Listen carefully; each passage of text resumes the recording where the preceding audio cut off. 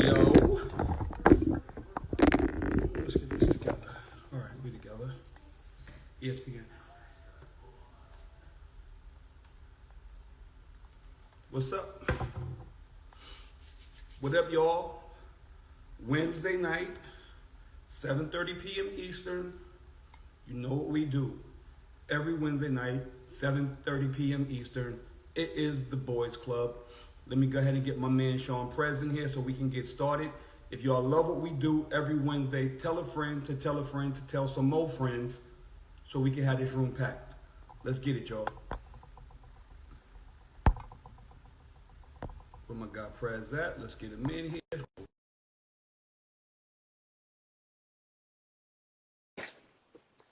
What's up, y'all? What's up tonight? Everybody good on this Wednesday night? Everybody happy? Everybody hump day? Y'all ready to get it in? Sean P, what up? Rich, what up? What up, my guy? How you, kid? You good? Oh, man, no complaints. We here. You know what I mean? Yeah, Rich, I think, I'm gonna choose my words carefully, but I think I got a good feeling about this week. I think we're going to have a good week. Okay. All right. Well, I feel like it's going to be a good week, too. I always feel like that until it's not. All right. Before we get started, shout to everybody who support us from day one. I see Sheila in the building. Typically, I don't read these comments, but I'm checking them out now before I log off. My man, I am Joe Paul. Joe Paul, what up, fam? SB, Antoinette. Who else is always supporting us week over week? Dion, I think it's Dion 1111. She always up in here. So shout to her. Nikki Perrin, to the whole crew. What up, y'all?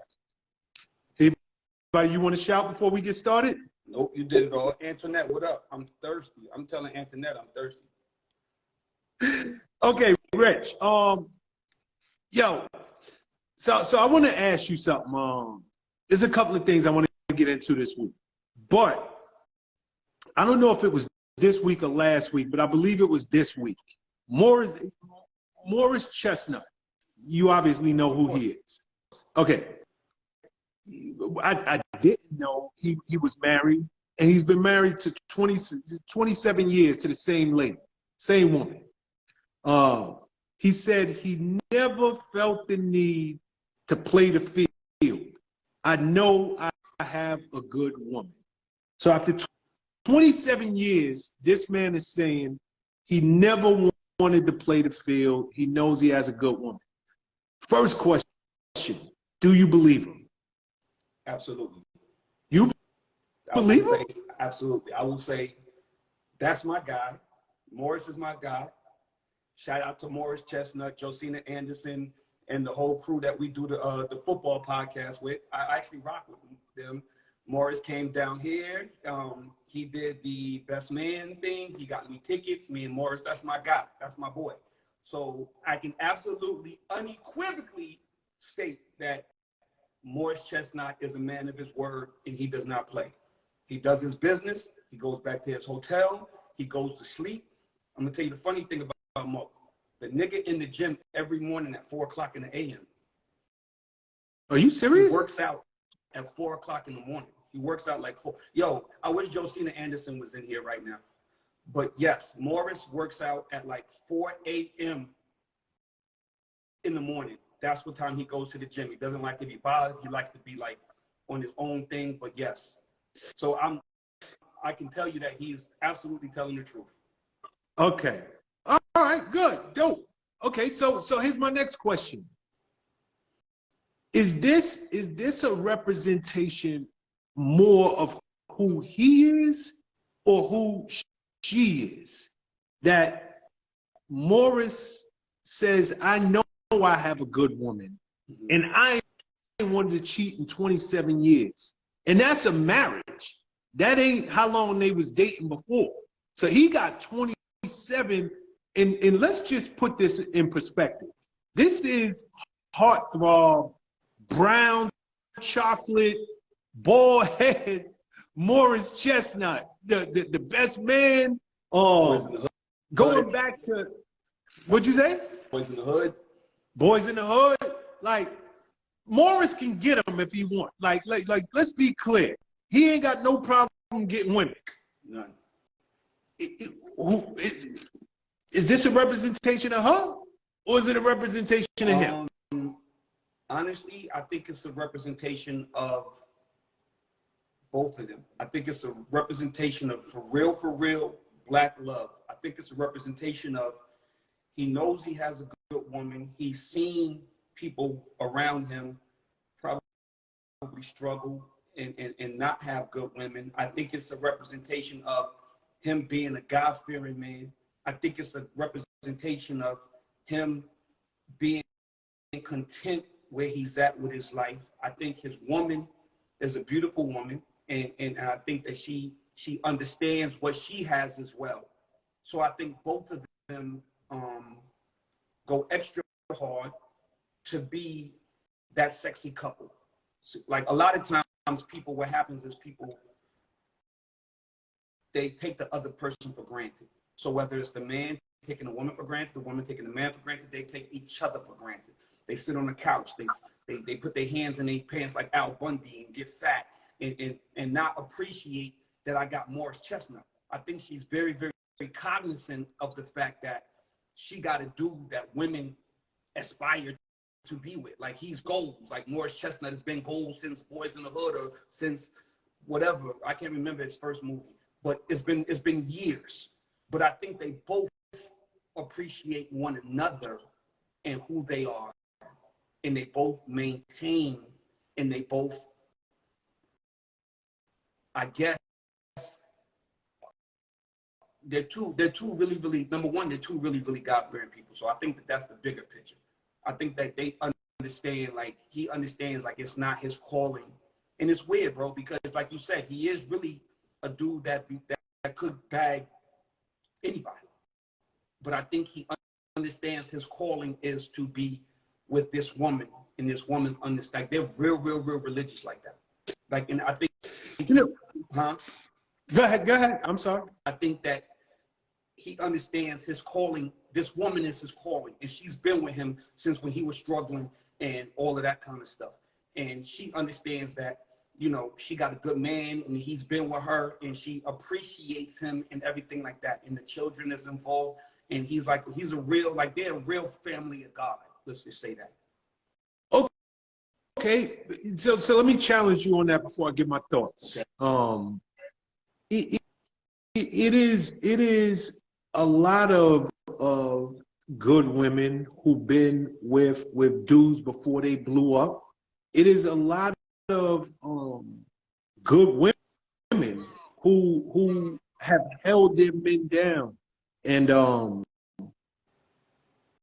the women, I'll say, and even the men, in some cases, they're God-fearing, all of that type of stuff. And that still don't keep the dude at home. It still does not make him say to himself, you know what, I got a dope one who been with me from day one. Guess what? Now I'm walking red carpets. Now I got money. Now I got options. And we've talked about this 100 times. Like my girl always say, like a dude is only as faithful as his options. This nigga got options. And there's a lot of dudes out there, when they get options, they start making bad decisions, for lack of a better way to put it. So again, I got to come back to that original question. Is it more a reflection on him? Is it more a reflection on her? It's a reflection of who he is. It's a reflection of who he is as a man. It's a reflection on what he aspires to have, what he likes. Like there's men, like that's why I always, when women always talk this nonsense about men, like those guys exist. Like those guys really do exist. You know what I'm saying? He's one of them dudes. Like he's really one of them dudes. And I think it has to do with upbringing. I think it has to do with like their relationship, their friendship, their loyalty to one another. Like they have like that's why when I be looking at these people and they post these people up there and they be like, oh, goals, this person goals, this Lori Harvey goals. Nah, bro. That's not like that could be like all things considered. Morris is also he's not a spring chicken. So let's like he's not a 25-year-old kid out here either. He's a grown man. He's 40 plus years old. So with that being even if the nigga in his mid-50s, like let's just keep it real, he been with her since he was in his 20s. Correct. So if he's 55, he's still been with this woman since mid-20s. Right. And I see people aspirations are different. And when people get to a point, they start like I would venture to say that he always been bagging chicks. I would venture to say that from me knowing him, he ain't the dude who came across some spotlight and came across some notoriety and all of a sudden girls was coming for him. He a cool dude. He a cool athletic type of dude who probably been bagging chicks for a minute. And when by the time he got with Shorty, he understood that this is my movement. This is what I'm trying to do moving forward. This is who I am. And he probably already bagged chicks. He probably already had done his whole 1-2 step before this point. And now he's at the point where he's like, I'm ready. Like, I'm ready. And this is my what's that called? Like the woman you plan to be with forever, like my soulmate. My soulmate. I got my soulmate. And I ain't messing it up. And you have to appreciate a dude like that, especially amongst the land of all the extracurricular, of all the temptation. Like it's out there. And this dude has fought that temptation that's why people say they have relationships, Sean. People can say they have a relationship. Like even pastors be like, yo, I have a relationship. That's God, this, God, that. Like, no, dude really got a relationship. Like he really got a relationship. So, shout out to Morris, man. He's really is a good dude. And if y'all knew him, y'all would be like, I 100%. I don't think that he plays around with it. I believe you 100%, Rich. I didn't know you knew him, and I'm glad to get this personal insight. I believed it. I did believe the story, to keep it 100, because I've never heard of any shenanigans with this dude ever in his career. But I took time, man, and I was asking myself that question: is this a reflection of him, or is it a reflection of her? Because it is hard. It is hard to be in your early to mid-20s, meet somebody, and they're the one, and you ain't looking elsewhere for another 27 years of marriage. And let's even say they were together for 2 years before that. You damn near pushing 30 years with the same woman, and you still a young man, and she's still a young woman. That's not easy to do. So number one, and I want to get your thoughts on this. I'm gonna say in the beginning, it was him. And what I mean by this, and just bear with me. In the beginning, it was him, meaning when he took them vows, when he met this chick and it was euphoric and yo, you the one I love, you my soulmate, I want to spend the rest of my life with you, this, that, and the third. He meant every word of it. I get it. And we always talk about maturity level. Clearly, he was very mature at a young age when he met this woman, still struggling as an actor. But then he blew. And the money came, the fame came, and I gotta believe all of them chicks you see hanging out in Prime 112 down in South Beach, all them chicks you see table hopping in Live, all them chicks who it's their job to bag a baller. That is their job. Like, they actually do research. They do the due diligence. They make sure, like, you think that they randomly bumped into you in the lobby. No, they had your itinerary. They knew where you was staying. They knew when you was checking in and when you gonna be checking out. It was not accidental. It was not random, and it wasn't a coincidence. So when all of that comes into his life, I do believe his maturity kept him at home. But it takes a special kind of woman, right? Because his woman knows what's out there. She ain't stupid. She knows, number one, when I met the nigga, he was Morris. Like handsome dude. He wasn't that bald head dude that we know. He actually was trying to keep his hairline pushed back the whole nine. Like, go look at Boys in the Hood. Like, Morris Chestnut was trying to hold on to that hair, looking a little nutty. But when he blew, she knew what she had. And I gotta believe that and this, maybe it's just me, but I feel this wholeheartedly.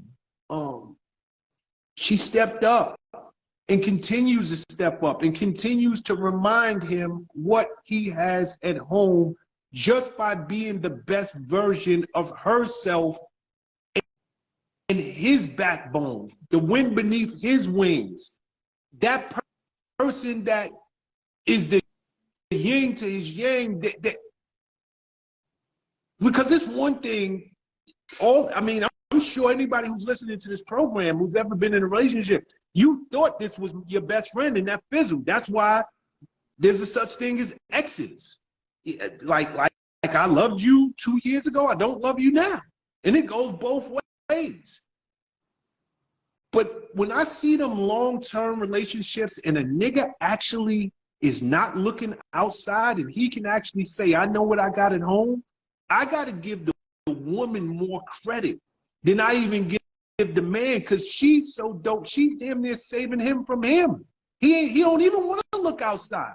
If I lose this, I know there is nothing out there that I can replace it with. I know I'm getting a little older. I know she getting a little older. But it's nothing that I can replace this with. So I got to kind of, I do think he's a mature dude. I do. I think he's God-fearing. But nigga, let's just keep it 100. Pastor's cheap. It's little bald head kids running around the church that look just like they pastor, that don't nobody want to say, like, don't you think that nigga look just a little too much like Pastor such and such? So just because they God-fearing, I ain't got nothing, like to me, that is what it is. But I'll give that woman a lot of credit for stepping up and continuing to elevate herself, because it has to be that. I'm sure she's not sitting home letting herself go. I'm sure she is not sitting home and yo, you go out there and make the money and I'm gonna just sit home and spend it. She is elevating herself, as just because he's in the spotlight and his star's rising, I can almost guarantee you at home, her star has almost surpassed his in his eyes. She's probably done, got a couple of degrees to her name. She probably done read a few, she's still teaching him and still keeping that sex appeal that this nigga know I cannot replace this. This is a family heirloom that is irreplaceable. That's just my thoughts. I agree. I agree. I mean, you said it. Like, I would love to meet the woman. I really would. I would love to meet her because she clearly is doing something all the way right. Okay. Can we switch topics for a second? Of course.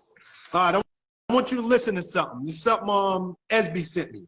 Okay. She probably sent it to you too. Hold on. Why Why did I divorce my husband?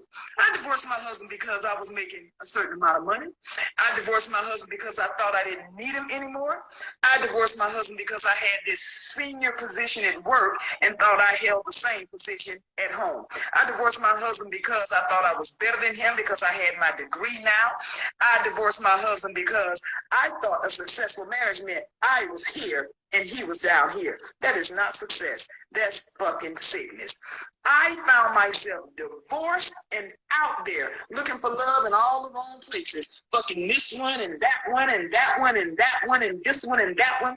And my body count going up and my value going down. I'm just going to call it like a TI is. All the while, my husband done found somebody else building a relationship and building a life with them. I should have stayed married to my husband. I felt like I was on this dark road with no street lights, pitch dark, and I couldn't find my way and didn't know which way to go. I felt lost. I felt like I was walking barefoot on that dark road with pebbles and hot rocks sticking my foot. I felt hurt. I felt alone because every time he and that one and this one and that one left my bed, I was alone all by myself. And which was supposed to be soft and comfortable for me, my pillow, it was now filled with tears. I should not have left my husband. I am filled with joy. Divorce my husband. Why did I divorce my husband? I divorced my husband because I was making a certain amount of money. I divorced my husband because I thought I didn't need him anymore. I divorced my husband because I had this senior position at work and thought I held the same position at home. I divorced my husband because I thought I was better than him because I had my degree now. I divorced my husband because I thought a successful marriage meant I was here and he was down here. That is not success. That's fucking sickness. I found myself divorced and out there looking for love in all the wrong places. Fucking this one and that one and that one and that one and this one and that one.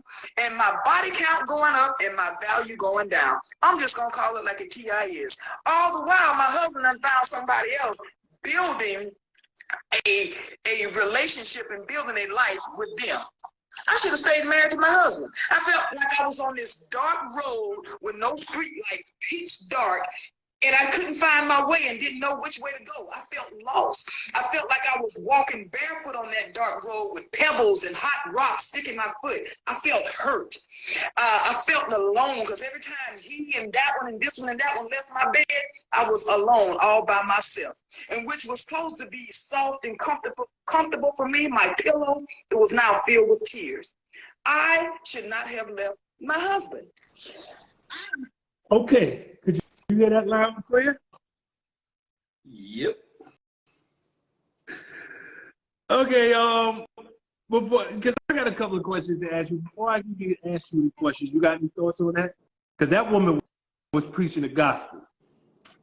I mean, like I said, bro, like we say this all the time. No matter what you have, it doesn't change who you are. If you are superficial, if you are insecure, if you are all those things, a job is only going to bring that out more. It's not going to change who you are. If you have issues with men, if you have been insecure all your life and now you get some security and you the boss, it's like the little kid with the basketball. Like it's like you go to the court, nobody ever fucks with you, and then all of a sudden now you got the basketball, so you go to the court, everybody got to rock with you, or if they don't, you take your ball and you go home and nobody play. That sounds like her. She sounded like she already had issues. She was already dealing with shit.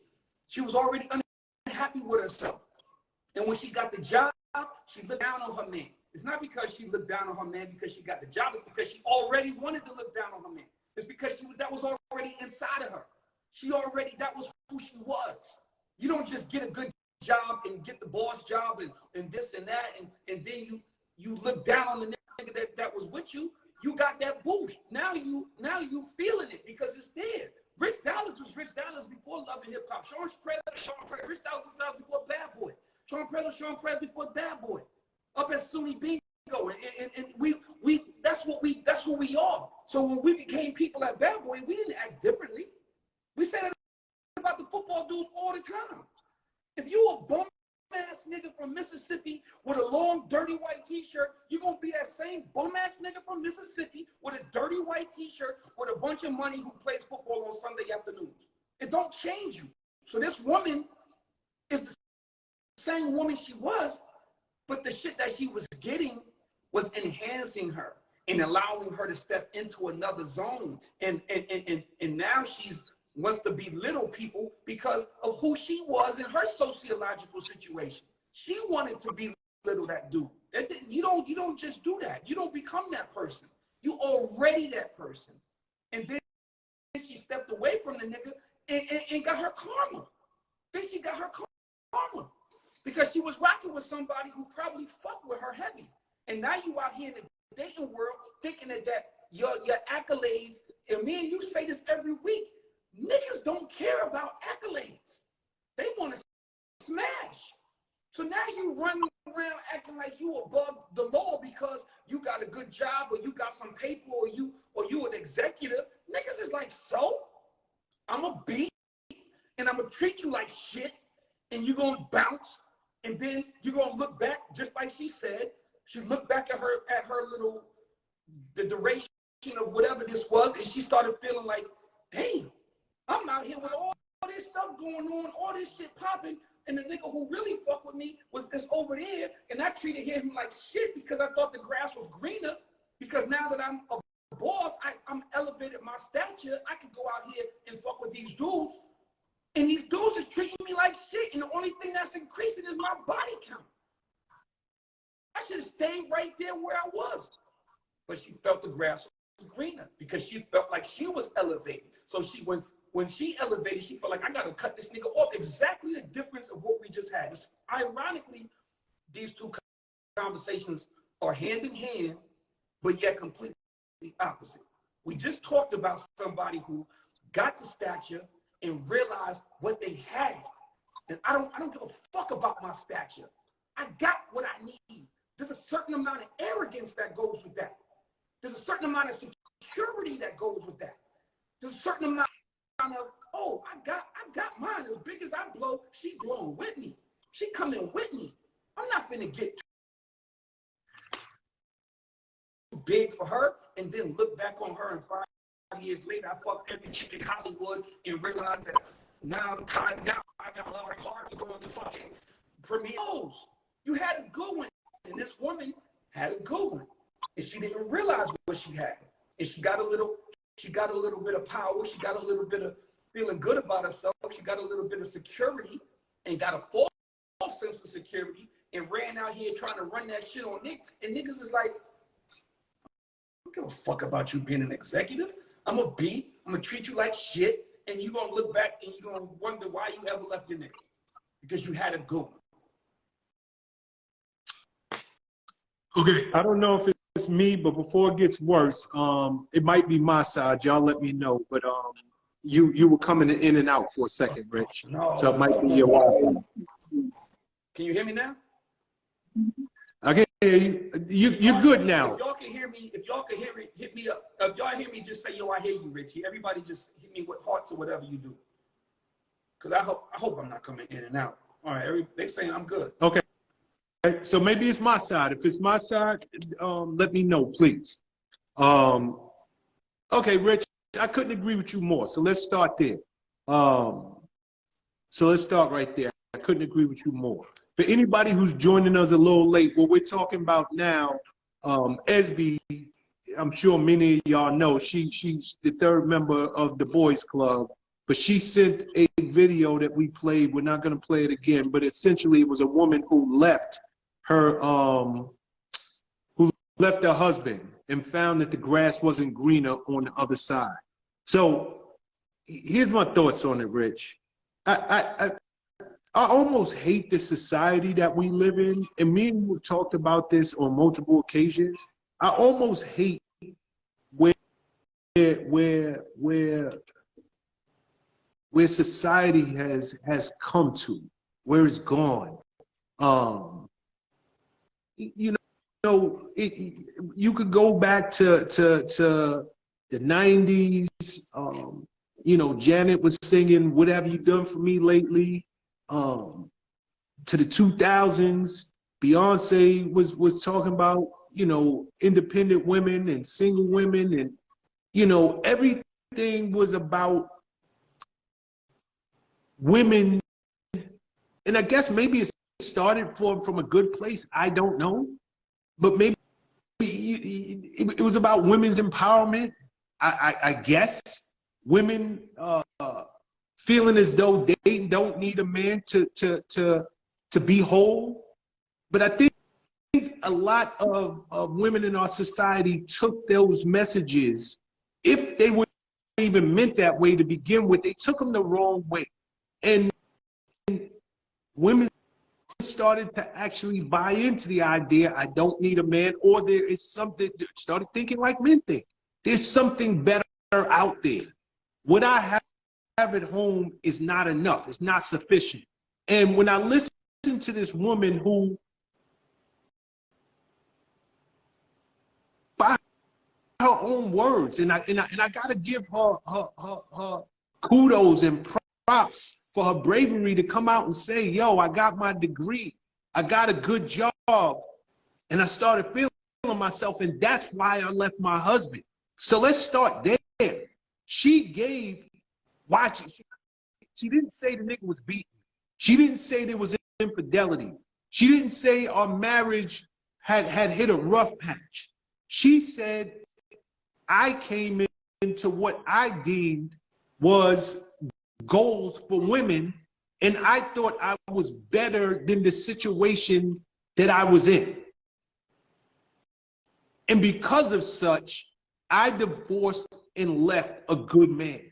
And when I got out there, I realized that all that rhetoric that is preached to women, because you can ask a woman, what makes you a good woman?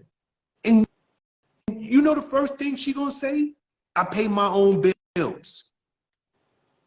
That car out there, I bought it. This rent, this mortgage, this house I live in, I pay the bills. I got 2 degrees. I don't just have 1 degree, I got 2 degrees. I get up every morning, I go to work, I do this, I do that.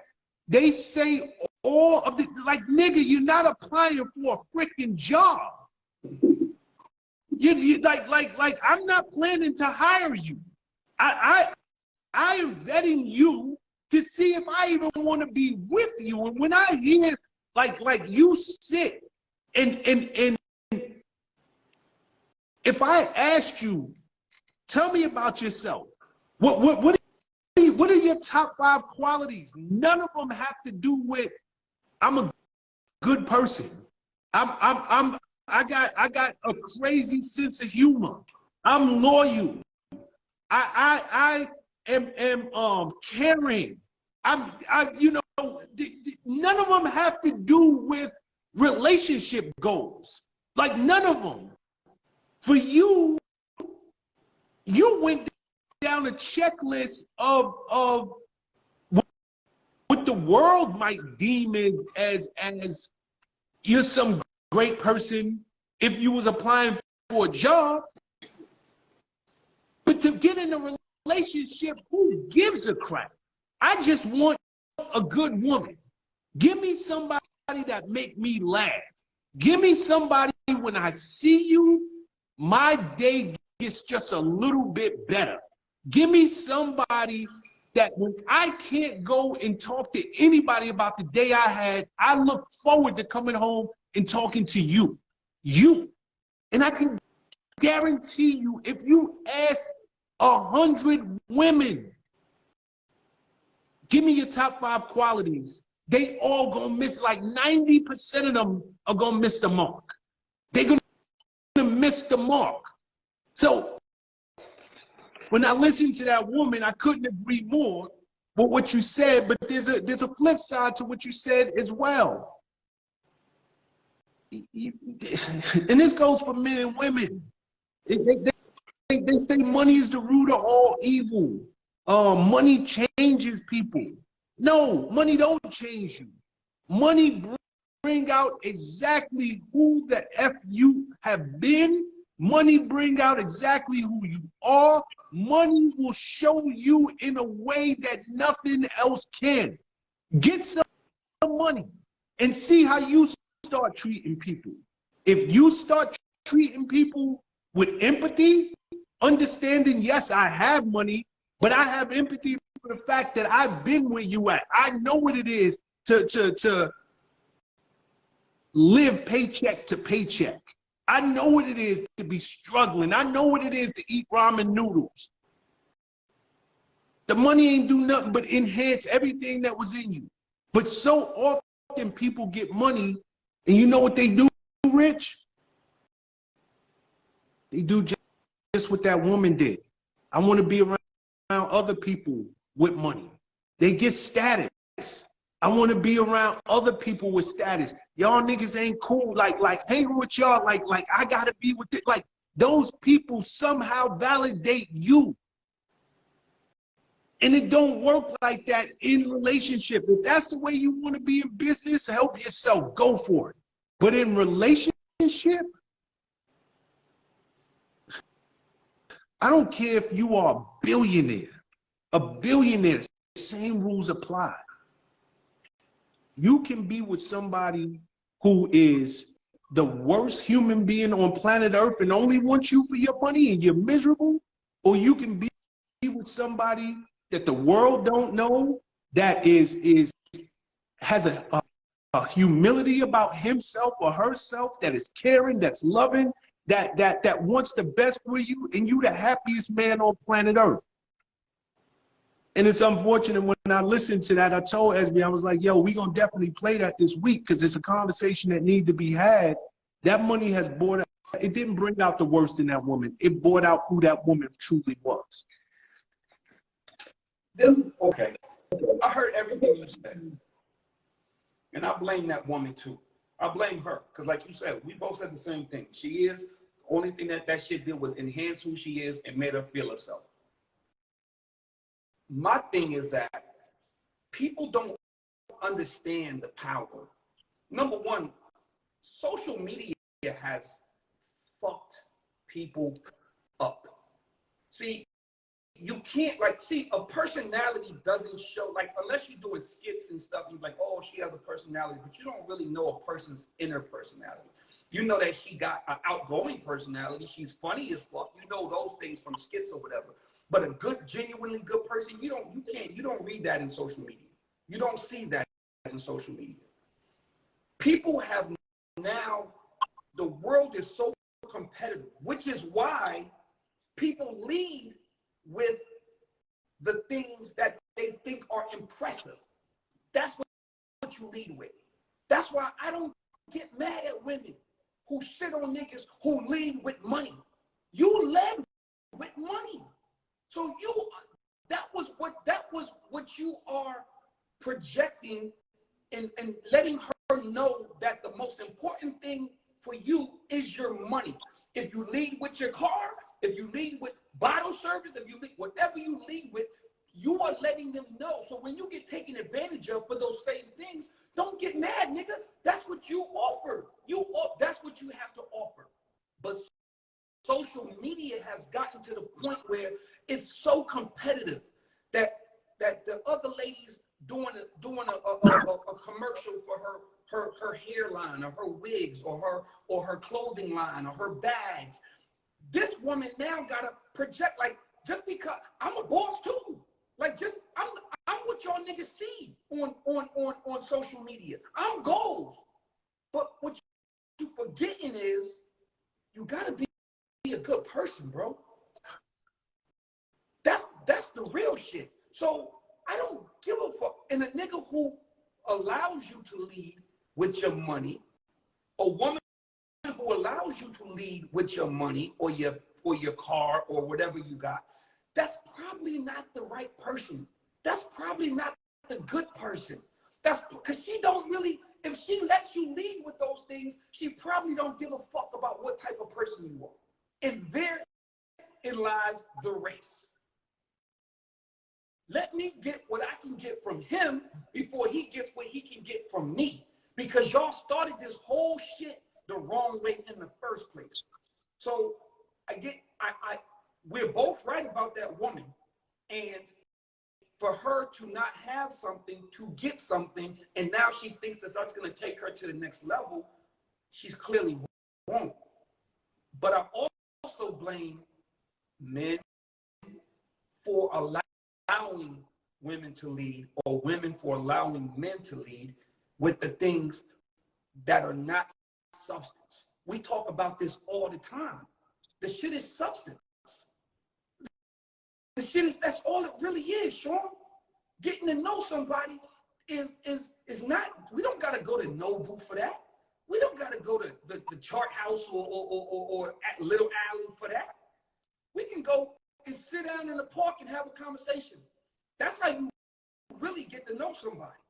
Because now I'm not paying attention to what you eat and thinking you're trying to fuck me out of my money because you just ordered 6 steaks for your fucking 3 children at home and all the rest of the shit. But that's what society is so right now, bro. It's so foul and fucked up.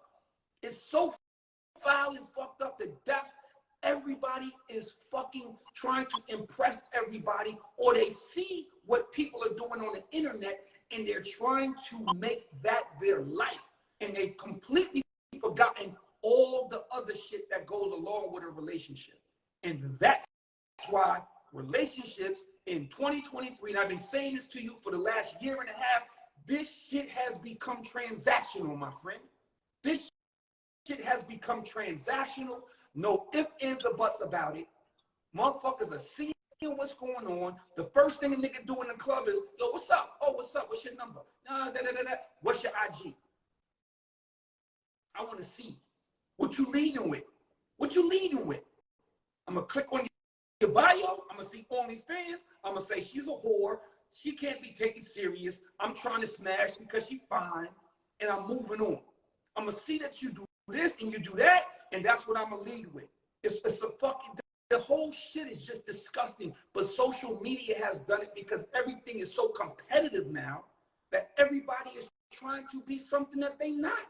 Just be a fucking good person. Just be a good person, and I promise to God the rest of this shit will take care of itself. You want to find the baller? Be a good person. That nigga will find you. Amidst all the big booties and Brazilians and fake titties and all that shit that's going on out there now, I promise you, if you're a good person, that baller nigga will find you.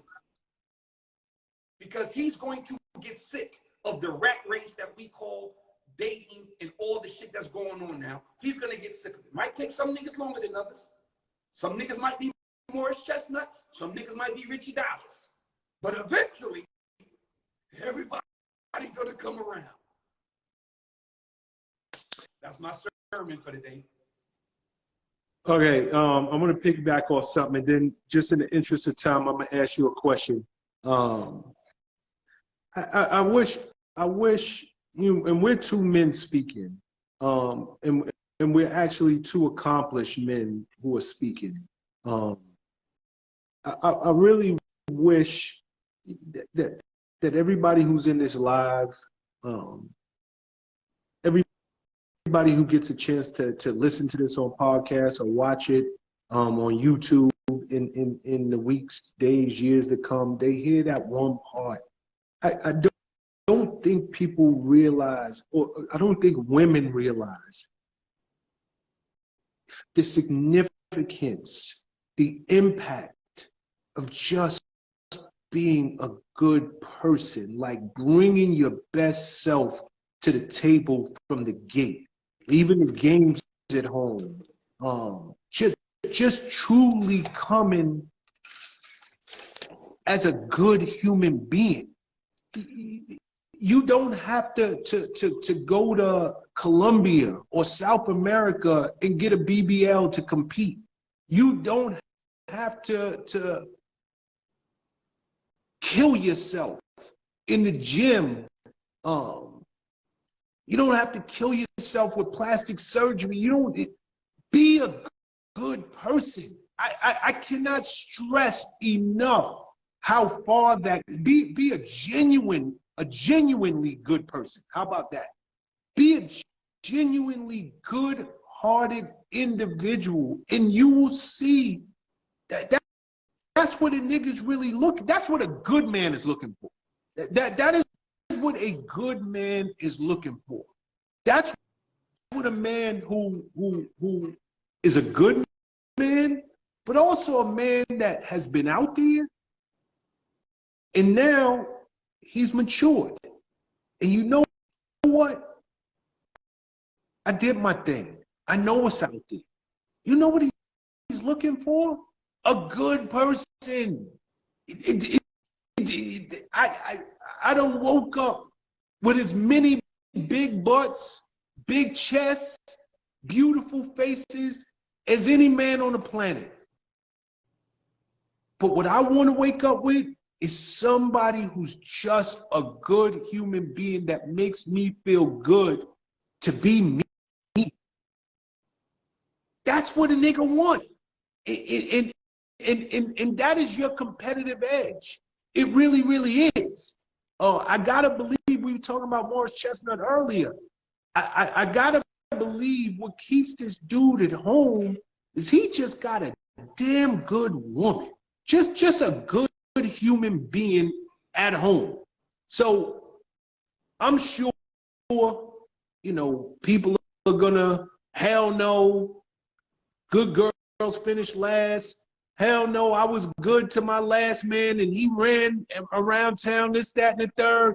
Hell no, a nigga like it's the girls that are bodied up, got BBLs, plastic surgeries. Those are the ones that get all the dudes. That's what you niggas really want. Y'all ain't listening.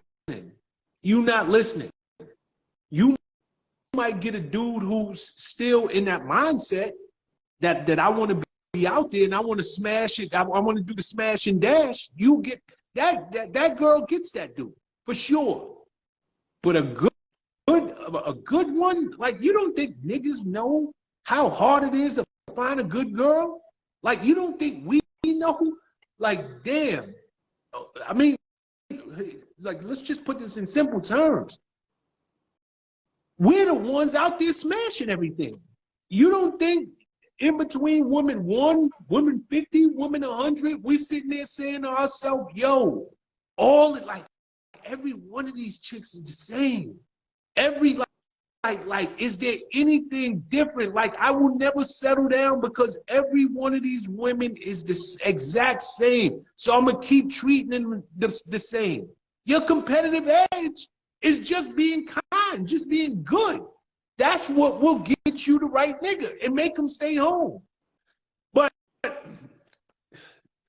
we coming up on that hour mark. I want to ask you something before we move. And this, I thought about this based off that woman that the woman that said she left her husband when she started making all that money.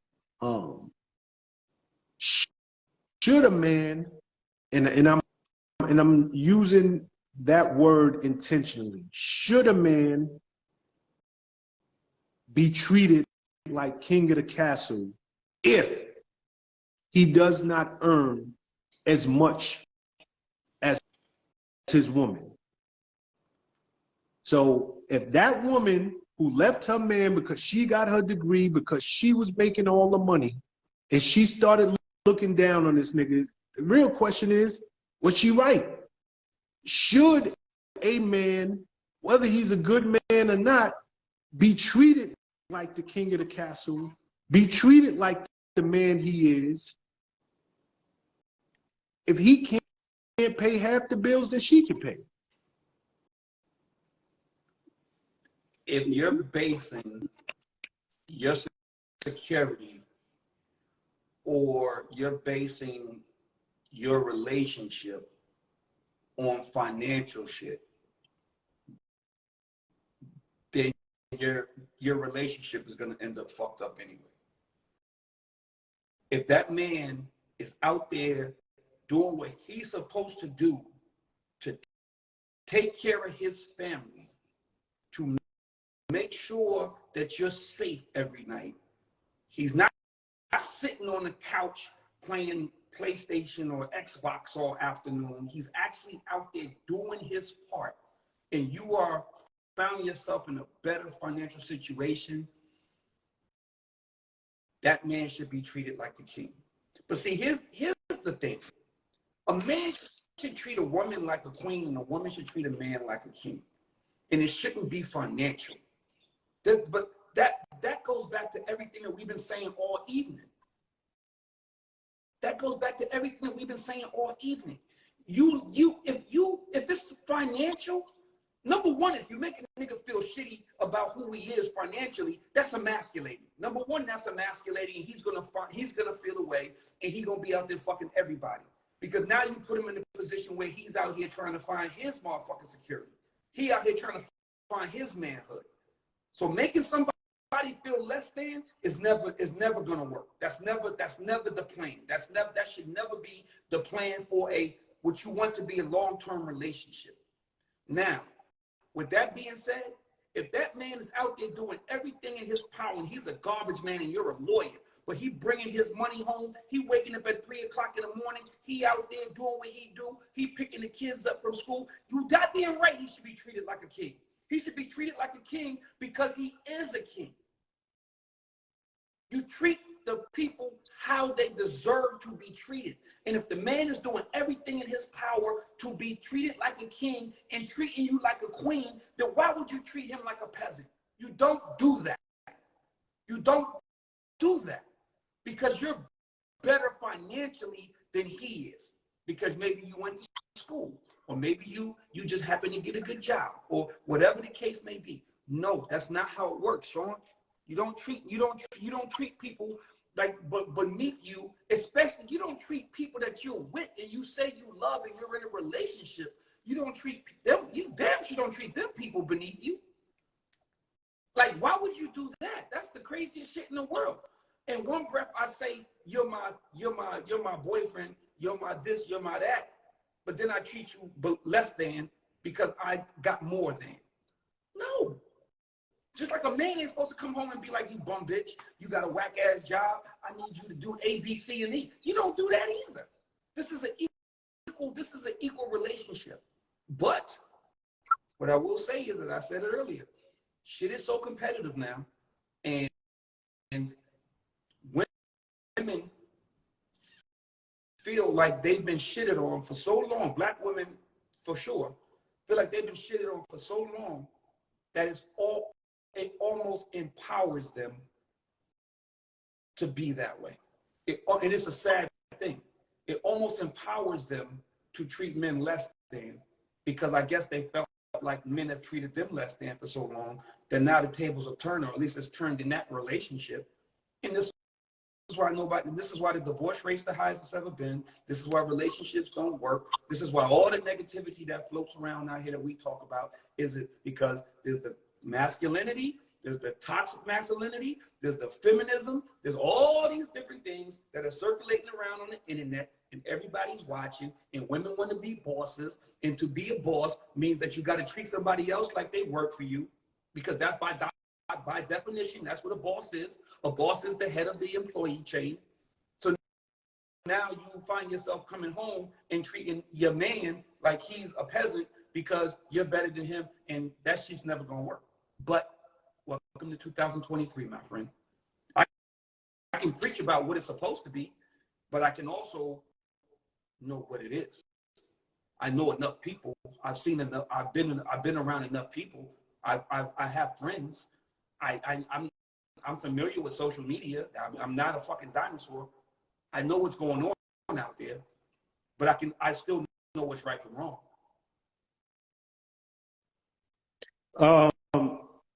Before I even chime in on this, we're about to open the phone line. So for anybody that this is your first week joining the conversation, we have very simple rules when we open these lines up.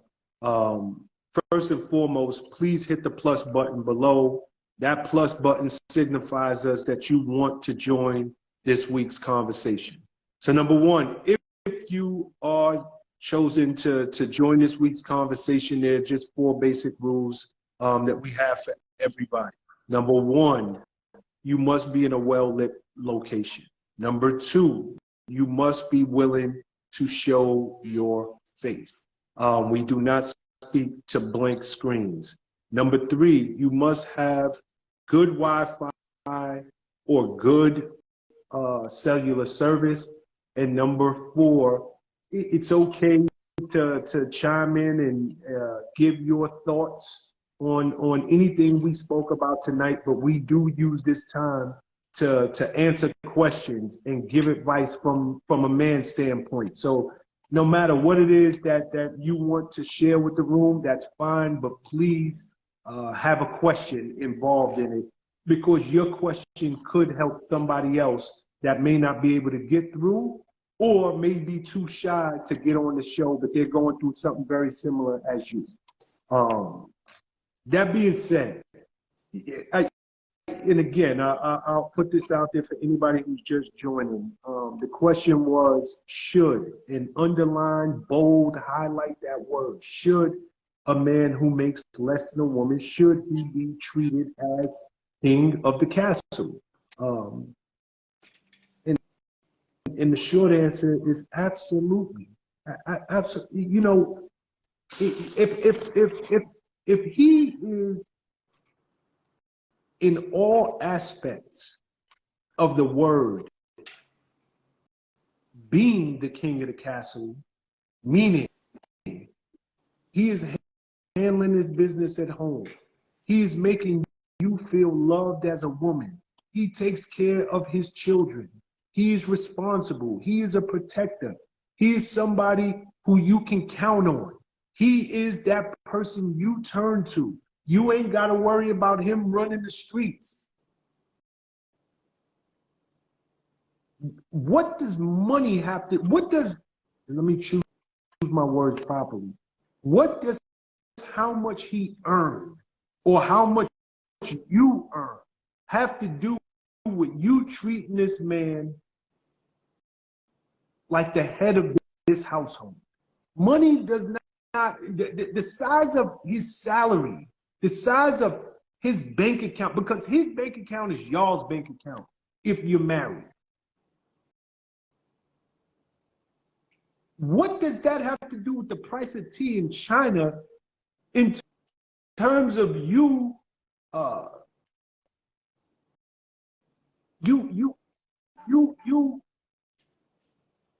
and I don't know how I want to structure this sentence, but his worth is greater than the size of his salary, just as though your worth, a woman who's a stay-at-home mom, a woman who brings in less than her man, is her worth determined by how much money she's bringing in week over week? If she's handling her business from top to bottom, when it comes to her man and it comes to her family and it comes to her household, where does the salary even factor in to the fact that your worth around these parts?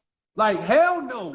Like the buck stops with mommy. Like when it comes to the kids, go talk to your mother. Like where does your work?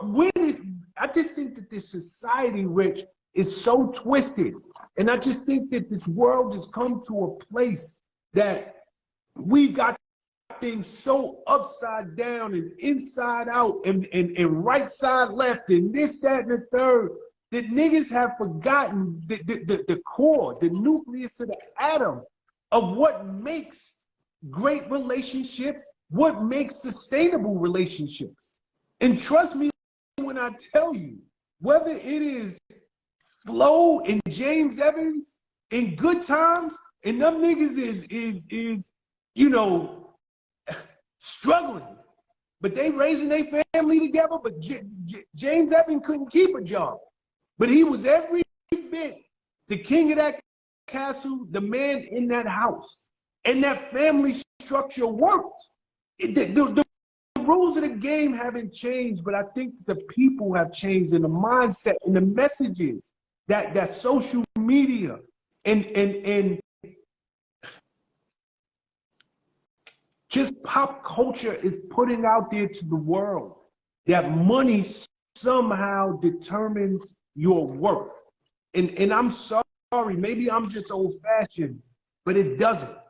It doesn't. If you coming home and you making your woman feel like a woman, if you handling your business when it comes to them kids, if you're there, like if you, and to your point, nigga, because there's some niggas, and don't get it twisted, there's some niggas who are 100% there, but they there all day smoking weed, playing PlayStation. Niggas is on Twitch or they on Xbox Live all day, high as hell, smoking, drinking. I'm not talking about that dude. That ain't the dude that I'm talking about. I'm talking about that dude that is really handling his business for his family. I don't care what he make. He is every bit the king of that castle, and it vice versa. I don't care if a woman is a stay-at-home mom. Ain't never had a steady job. She worked for 6 months, always got a reason to leave the job.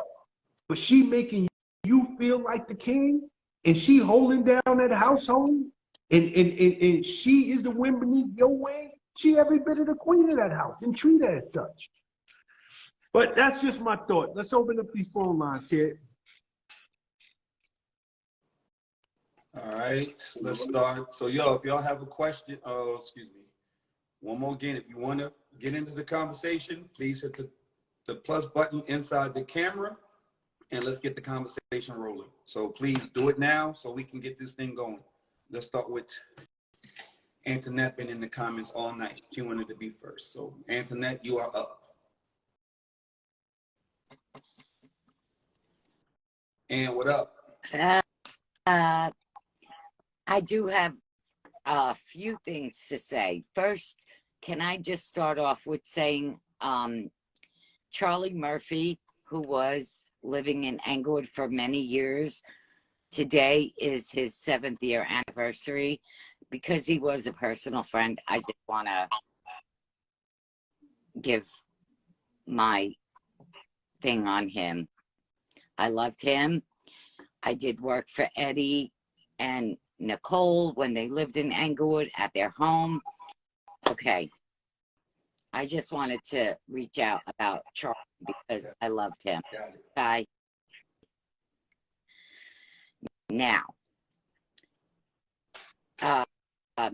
Morris, I certainly believe that if he was in his 20s and let's say 3 years went by, 4 years, 5 years, he was committed to that woman, I believe wholeheartedly that he was and is and still is committed to his wife. Okay, I wrote a bunch of stuff down. Sean, you have been, from what I understand from being here, that you have been with your woman for 25, maybe plus more.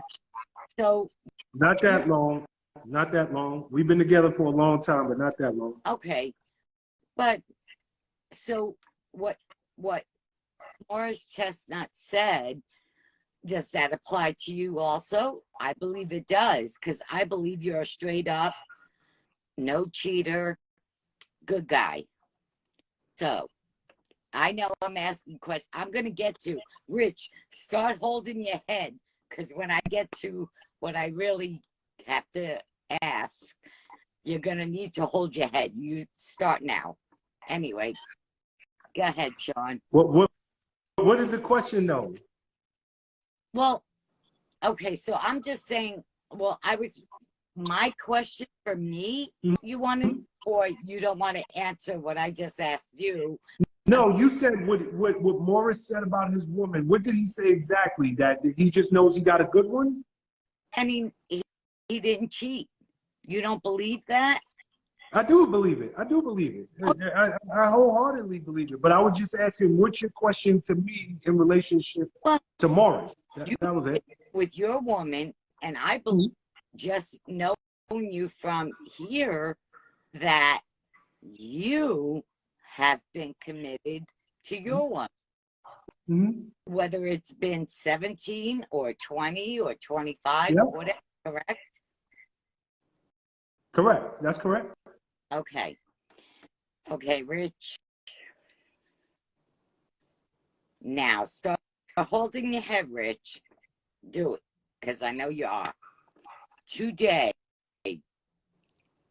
my ex, as you both know, of 25 years, who, after the whole uh, breakup and getting over and the Cooper, go ahead, Rich, do both. You need both.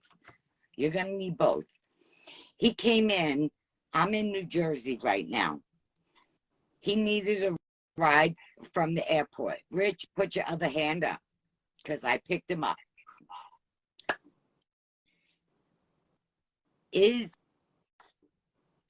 that cool that we have gotten to a point where, like, when I'm in South Carolina, he's a part-time Uber driver.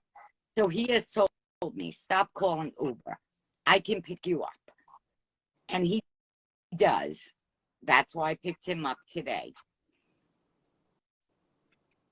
Is that okay? Or, and then I have another question about some other stuff that when I dropped him off at his mom's house, he actually said, like, when I picked him up, I just gave him like a little pound, like, hey, when he got in the front seat.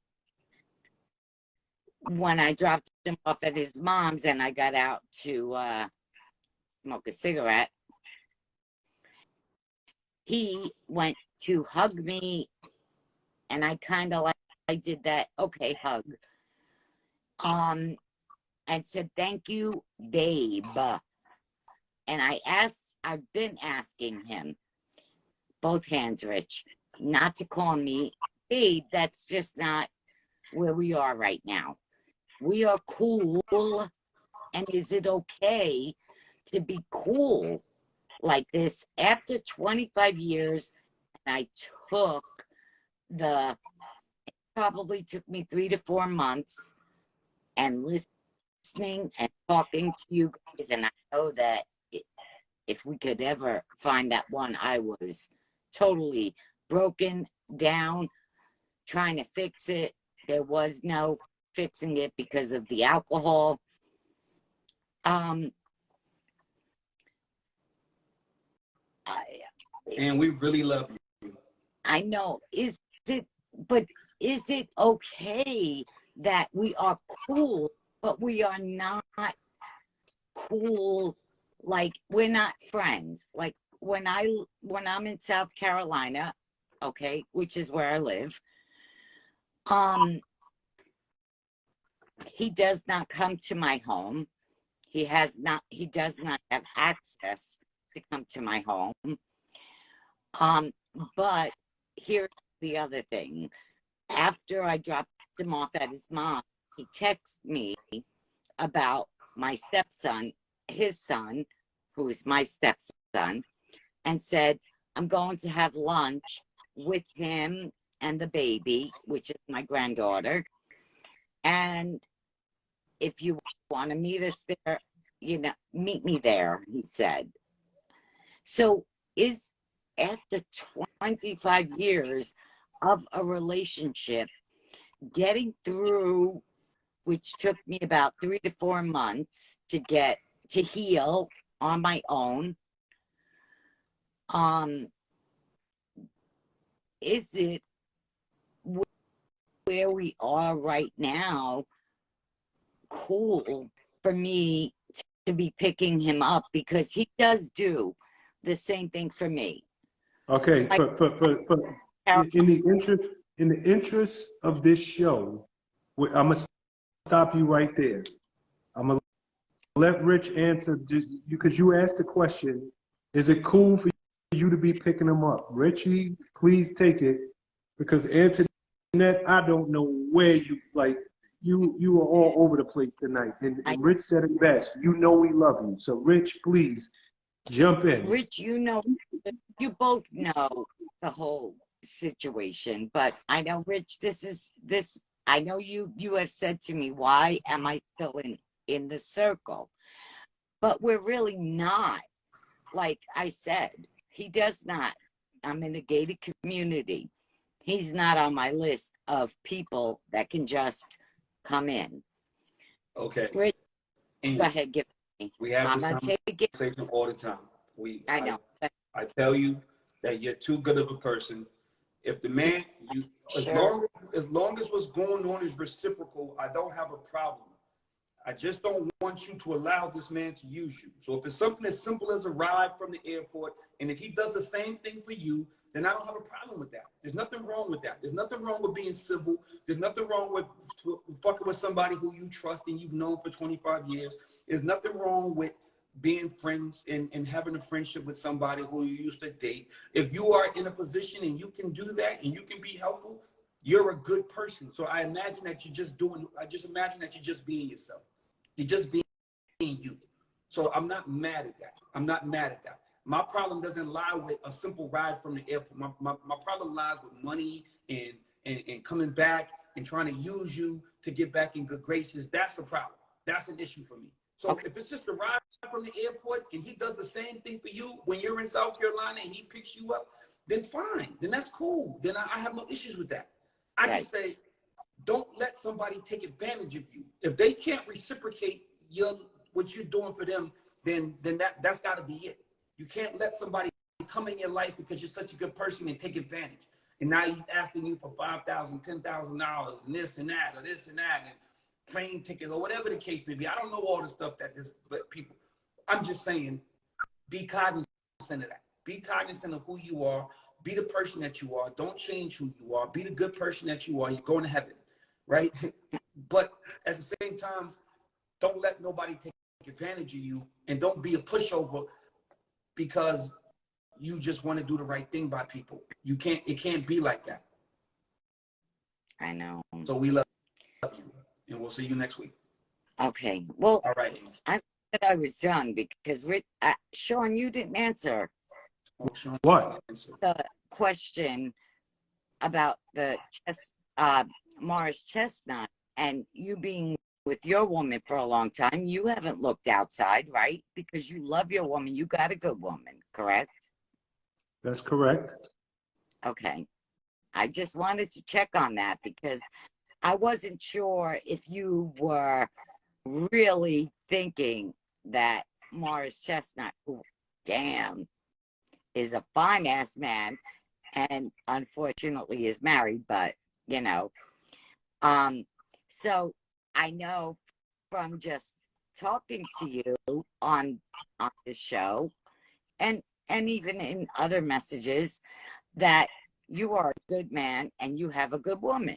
So you do believe in that and you answered that. So I'm okay. I guess I'm okay. And I guess that's it. Bye, Ann. We love you. Both.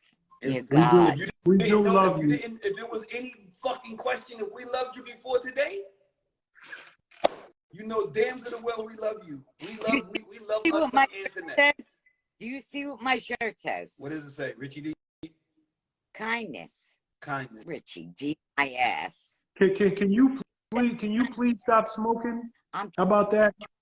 I have been vaping a little more. Rich, you almost killed me months ago with the black smoke that I had my nephew pick up in New York. Okay, I almost died. I didn't know I wasn't supposed to inhale. That's a whole nother thing, but that's okay. I am trying. That is a goal, Sean, that I'm on. I really am right now, but it's coming. It is coming. Okay. Maybe in 2 or 3 months by summer. Okay, good. All right, Ian. I love you guys and what you do. Thank you. Later, Internet. Bye. If y'all didn't know, Internet is a day one. I'm talking about when me and Sean first started doing this, through the suspension, through all of Internet is a day one. So we love Internet, and we will always be deferential to Internet. So with that being said, moving on. Antoinette better just stop that smoking them. I ride for myself. I ride for myself. Are you in the house?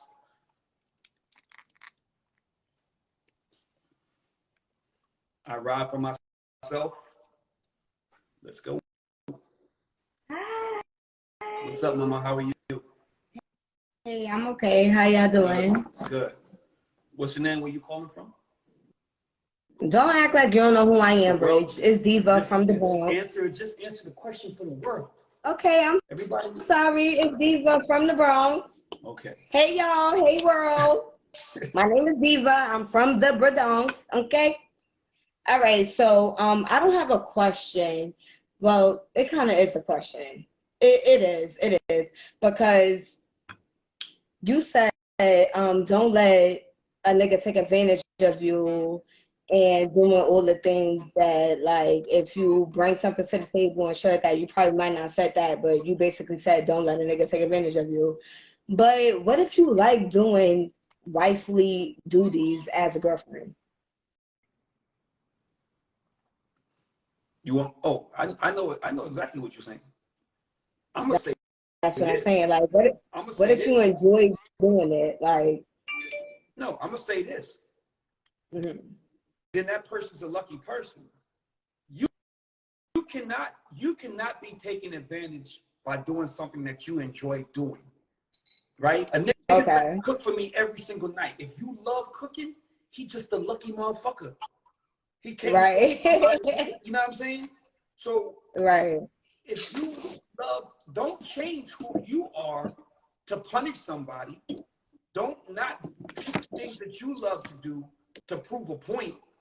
If you love To cooking somebody else. and cleaning and doing wifely duties, then do what you love to do. Do what you love to do.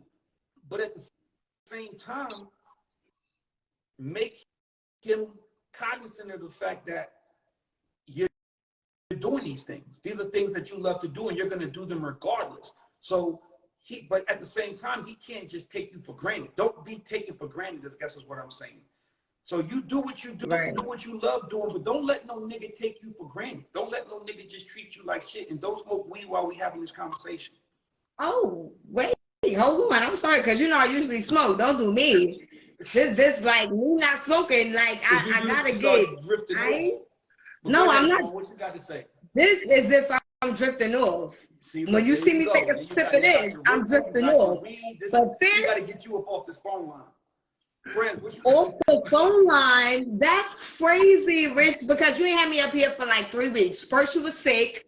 You ain't had me up here for like last week, and I really wanted to get in tune. Wait, no, it's all right. I said last week, so you got me up here now. But you ain't get me up here for like 2 weeks, and I felt like I was a norm up here. Like I really felt like I was family. And you really still trying to dismiss me? No, Sean has something to say about the question. Okay.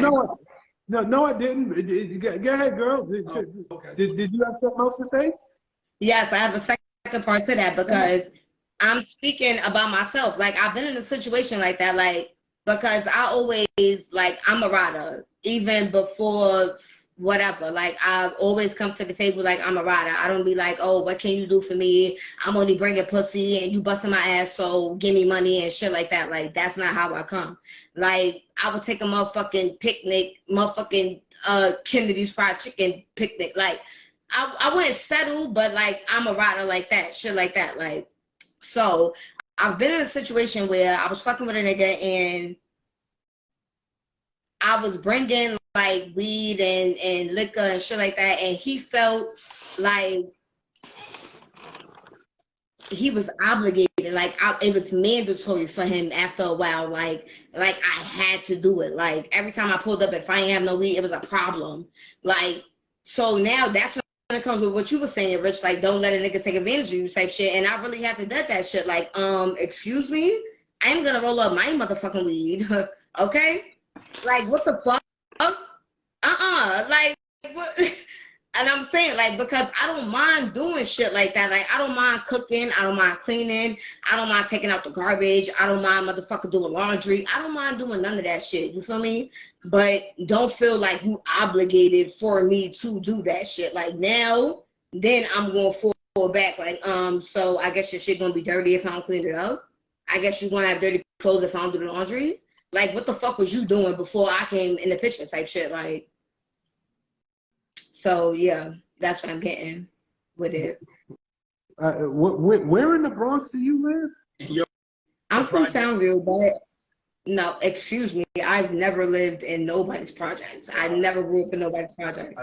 Not saying there's nothing wrong with the project. I said Sean's projects, not yours. Go ahead. Oh, But okay. Go ahead. My bad.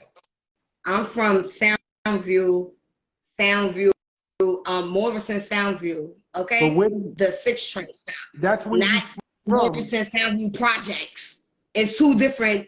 If you know the Bronx, you know it's the difference between Morrison Soundview Avenue, the 6 train stop, and Morrison motherfucking projects, okay? Word. But that's where I'm from in the Bronx. I'm from Soundview. All right. I'm just wondering. Why? Why you ask? Because I'm from the Bronx. I'm just wondering. Oh, so you know my area? Yes, I know your area. Okay. Okay. Rich, don't do me because you was my friend. Like, you really, like, you are my friend. I still am. Yes. I still am. Right. And what about you, son? You still my friend? Yeah. Ah, come on, don't do me, y'all. Don't do me. I want to be back up here next week. Next week. We'll see you next week. And I was Stop on sitting top. them niggas all your week. But I don't though, Rich. Don't do me. Stop giving niggas all your weed. Sean, we thought we was gonna have a good night. The original Lil Tunchi. The original.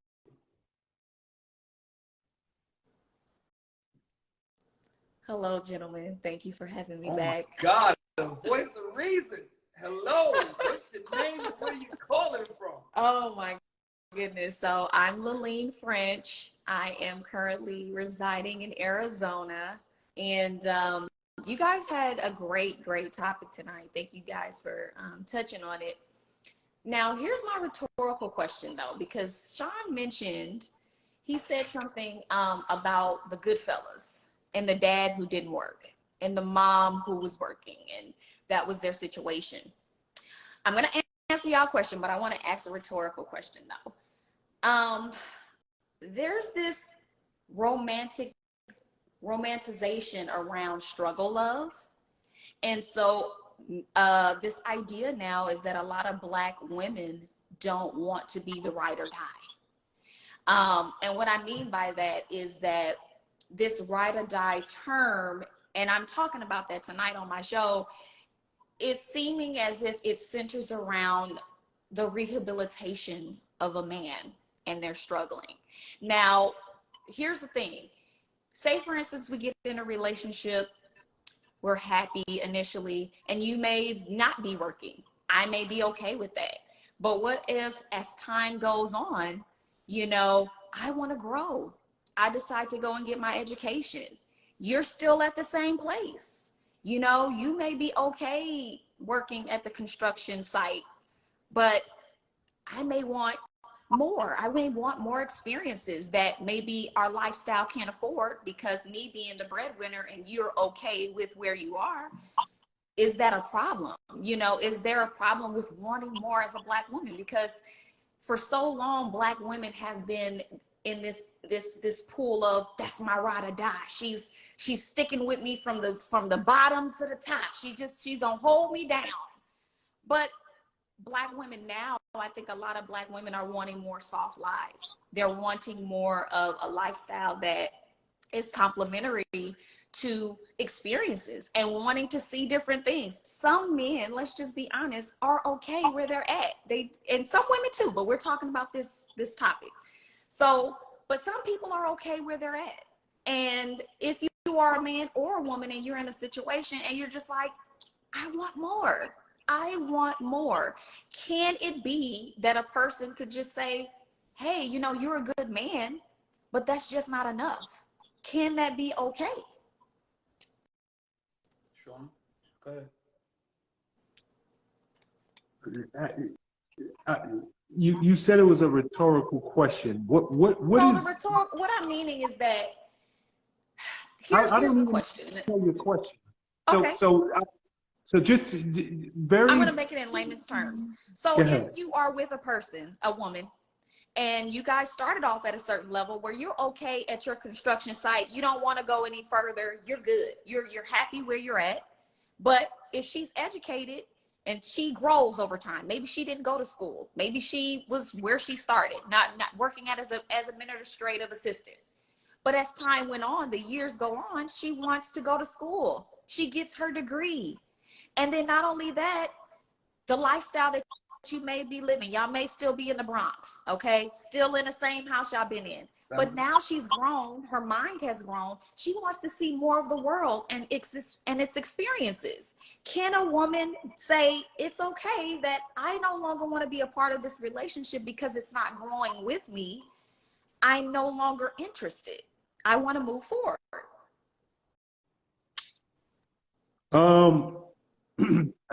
I think that happens quite often. The simple answer is, well, I can answer it a couple of different ways. Number one, I think we should all be aspiring to grow. Let's start there.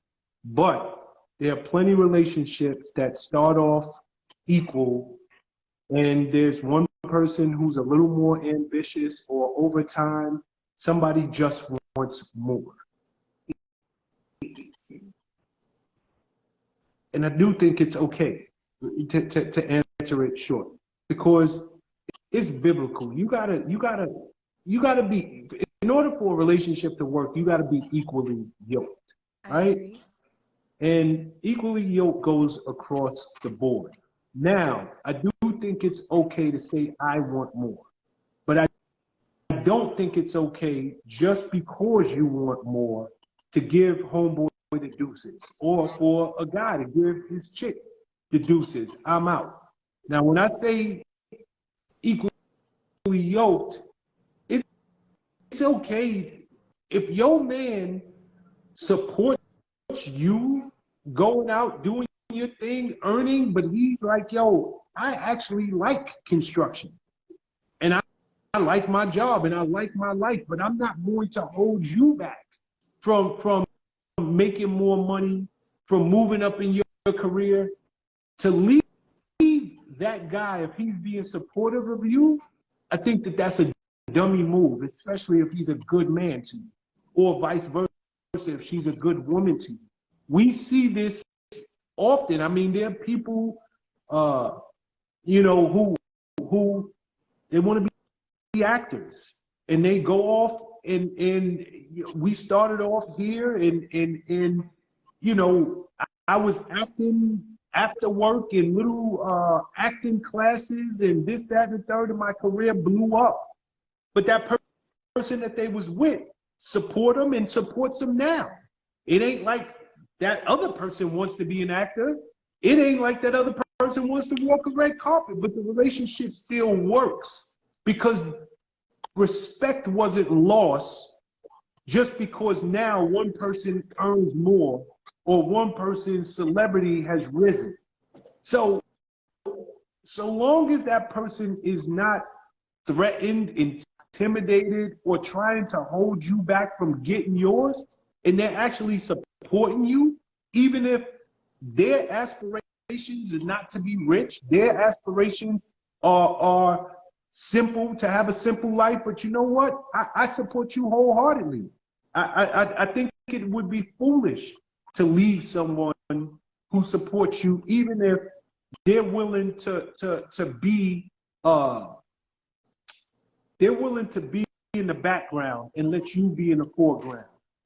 This is similar to the conversation Rich and I had earlier this evening. It kind of falls in the same vein.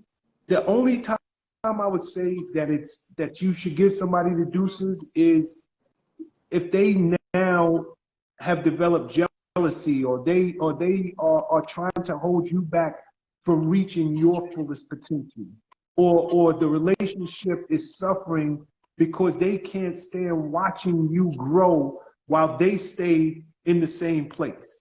Then it doesn't work. But if they're happy with their life and they still make you happy and they are supporting you, why would you leave? Why would you leave that person? I think it's a dummy move. Yeah. And it kind of goes to what women have been doing for years and why women have been so pissed off for so many years. Nigga, I held you down. That's Only what I was thing gonna I- say, Sean, because there's the other side of that coin where there are actors and affluent men who were riding and dying with their black women initially. And then they went to what a lot of black women are saying their preference. Once they got the money, once they got the fame, it was like, thank you for holding me down, but I gotta go over here. So it goes both sides, but I totally agree with you in the character. It goes back to what you said, Sean, you know, who you are initially. Like, people could say what they want about T.I., but T.I. still with Tiny. People look at Tiny and say, why is he with her or whatever? But he says all the time, she was there with me when I had absolutely nothing. And they say when you want to see a man's character, be with him when he has everything. That's when you're going to see the man's true character. And if you're a man and if you're a woman, to see her character, have nothing and see where her character is. So I agree with you, Sean. I think that if it's a good, genuine person and they're not holding you back from being your best self, why would you leave that person? You know, because it's good is hard to come by nowadays. It's really hard to come by. That is true. So That is true. look at Rich. I know he got something to say. Okay, Rich, what you got? No. What you got? I listen. People have dreams. People have aspirations. I will never allow anybody to keep me from trying to reach my dreams or aspirations. If people outgrow each other, that's a real thing. Like outgrowing a relationship is a real thing.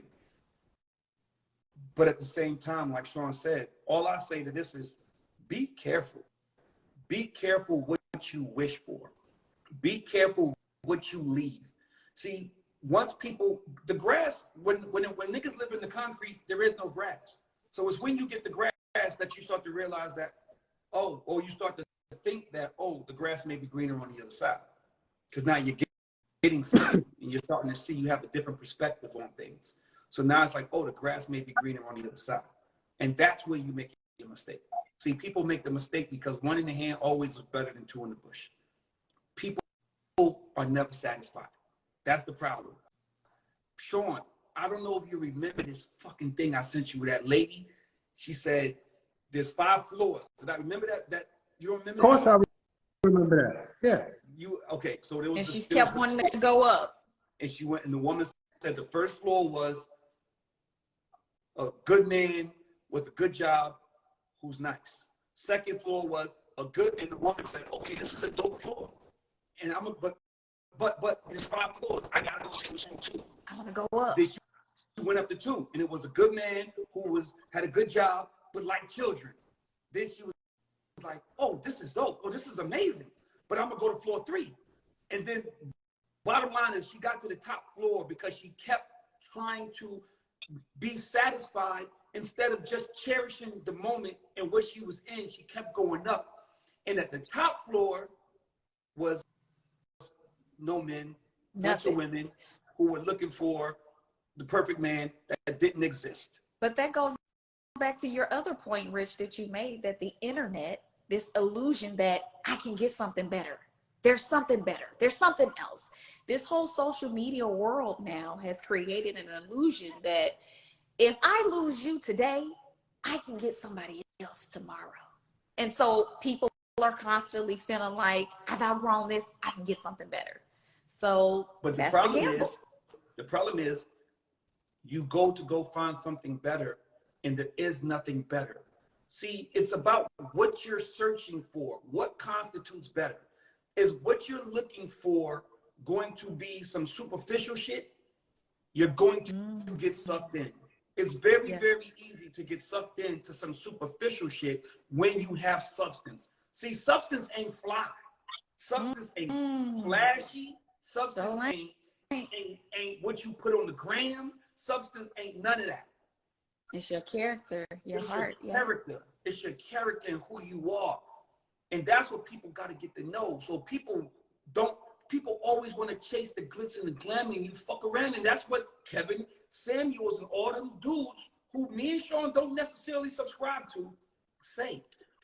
All the 1% of the men are fucking everybody because they're the ones on the gram or in the club with the flash. And women have the power, and I said this last week, women have the power to make good dudes of substance in style. Y'all choose not to. Y'all choose not to. Women have the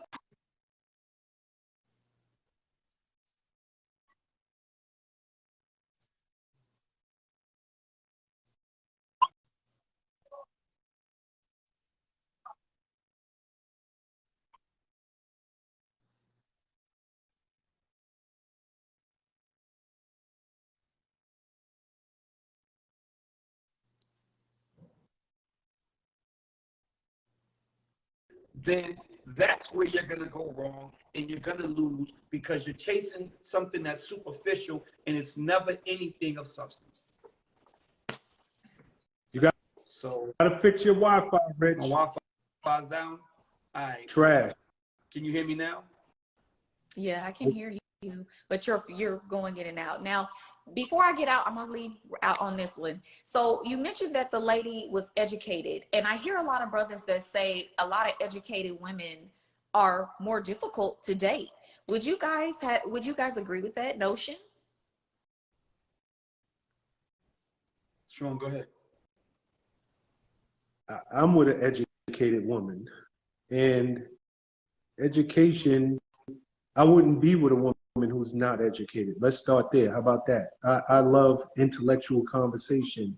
I love somebody that can have a conversation and every other word is not know what I mean or know what I'm saying and this. So education is not the issue. It's when you place too much value in education. It's when you think that education makes you. That's when it becomes an issue. I don't want to be with a dummy. I need somebody to help me get to the next level. Somebody who ain't got no aspirations, no education, she can't help me. Powerful. So I don't think an educated woman is a problem. I think a woman who overvalues herself because she's educated is a problem. And that's two very different things. Very well said, Sean. I always love hearing from you.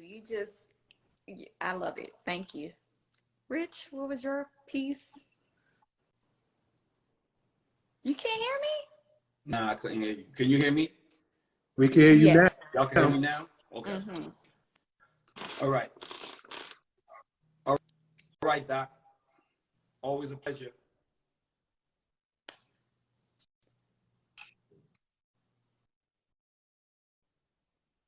Can you hear me? I can hear you just going in and out. But we can hear you though. Good. Because I definitely do not want to, whatchamacallit. Yeah, no, you good for right now. Maddo Classy. Maddo Classy.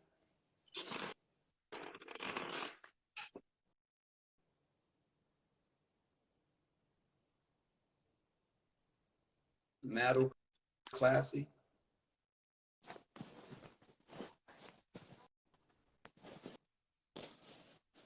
Hello, What's going on, Mama? What's your name? Where you calling from?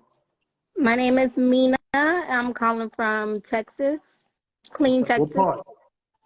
It's close by Austin, Texas. Okay. Shout to Texas. Yes. So my question is a little bit more personal. I'm a newly single mother, and my child's father basically, well, I'll give you a little backstory. We were together for some years, about 3 years. Some things happened. I end up leaving. After he bought us a house, he bought me a car. He really was, it seemed like he was a good guy. And some things happened, and I just felt like I needed to go and remove myself from the situation for a while. And he felt like, okay, it's probably best. So I had got my own place, and we were still seeing each other. But I came back to the house, and he just totally just changed. He was like a totally different guy. He it seemed like he was bitter, and I would try to talk to him, and and I ask him what's wrong with him. He'll be like, well, why you want to know, or why bothering me and this and that. It was just weird. I just felt like I was a pest when I came back to the house. So I decided to just break it off. Now that I moved out, I do have my own place again, and he does not call. At first, we were trying to co-parent really well. He was communicating. He still helped me financially with with my two kids, but in no communication now. He just completely cut it off. So I want to know, like, what is that about? What could that be about? Did you sleep with somebody when y'all was broke up? No. Mm-mm. Does he think you slept with somebody when y'all broke up? I don't know. He never mentioned anything like that, but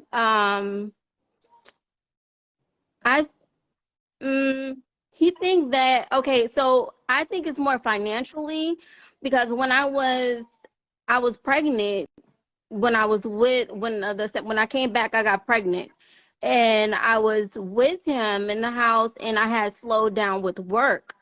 So he was like, I need help with this and that. And I would help him with a couple of bills, but I wasn't working enough to just be doing what I used to do. And plus I was in school. It's just, I had a lot on my plate. My son had got sick. Sorry, I'm so sorry. And so I was back and forth out the hospital, and I just felt like he wasn't being considerate about that situation. So I feel like our issue was more financial, that I couldn't help him like I used to. Okay, Rich, you want to take a crack at it, or you want me? Not that. You didn't give us enough backstory, and it's hard for me to fill in the blanks. Meaning, you said you have a man, and you could tell me if I heard this correct. You had a man. He bought you a car. He bought a house for you and your children. Right. Something happened, and you moved out. I don't know what the dynamics are that made you move out, because it seems like y'all went from happy to we're moving out to I can't fill in the blanks. Okay. Yeah. Okay, I'm gonna go ahead and tell you. Okay, so I was babysitting my friend's kid, and the kid told me that my man had touched him. So I left. I left, but without any type of he didn't give me anything to even say, okay, you didn't do it. He was like, yeah, he's lying. You gonna believe him over me, type of thing. So I was like, you're not giving me enough. You have to really prove that you didn't do this. And he wasn't giving me that. Like, I didn't feel secure enough to stay. So I left. Okay. And he So felt really. here's a question. Why did you come back? I came back because when I sat down with my friend, and she told me that her son is known to be, saying stuff that was not true like that. That's not his first time. So she basically begged me to just, give him another shot, and Hold on. just. When you say your friend, is it the child's mother? Yes. So the actual child's mother told you that her child has made that story up in the past. Correct. Okay, and then you decided to move back in. Yeah, after a while. Mm-hmm. And it was like a year. And when you moved back in, your man didn't treat you the same. Right. And you really asking why he's not treating you the same. But I told him, like, if he couldn't, get over the fact that I left, then we shouldn't be together. Like, we had a whole discussion numerous of times before I even came back. I said, look, I understand that you're going to be bitter about this and you have the right to, but I had my reasons to leave. I had my reasons because he wasn't trying to, he basically was like, okay, you either gonna believe me or believe the kid. He wasn't trying to be, plead his case or fight for the truth to be out or anything. So I'm rolling with the kid. It happens too much to just be, Okay. to brush it under the table. Okay. First and foremost, I'll say kudos to you, right? Far too often, women do sweep stuff like that under the table. They take the word of their man over a child. That's why parents are molesting their children, or uncle such and such is molesting the child, and you take. So I get kudos to you. I'm not even mad that you left, especially when he wasn't trying to plead his case to your satisfaction. But with that being said, your situation sounds like a nigga who caught his chick cheating, right? And he begged for her to come back. I forgive you. I want to put our family back together. This, that, and the third. And now she's back. But every time he look at her, all he could think is her getting back shots from the next nigga. When he is having sex with her, all he could think about is the sound she made when the next nigga was hitting it. So even with his best intentions, he thought he can handle it. So when you're saying that you talked to this man and you said, I know that you have a right to feel away, but don't take me back if you can't. He probably thought he could and probably wanted his family back together. But when he got you in that house, the only thing that he could think about was a betrayal. The only thing he could think about was you taking his kids from him. The only thing that he could think about is, if you could walk away from me this easy without taking my word, how can I ever trust you again? So it sounds like that's the situation that you're in, even if he thought in his heart of hearts that he could forgive you. I just don't think he's at that place if y'all are still going through this. But that's just my thoughts now that I have a little more information. Yeah.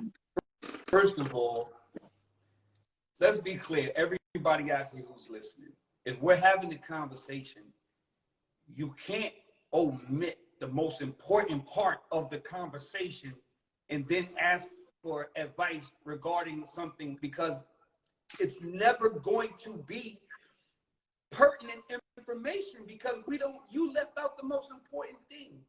Now, and that's fine, and I get it, because that is an extremely touchy subject, and I understand that people don't always want to relive that kind of stuff. So I get it. That man, see,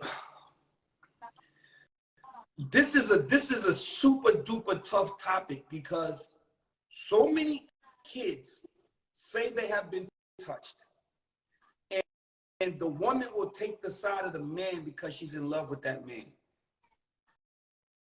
The kid's mother may have had that situation happen, and it could have very well been true on the other side. But we're gonna do this because the mother said that the child has a tendency to embellish and lie.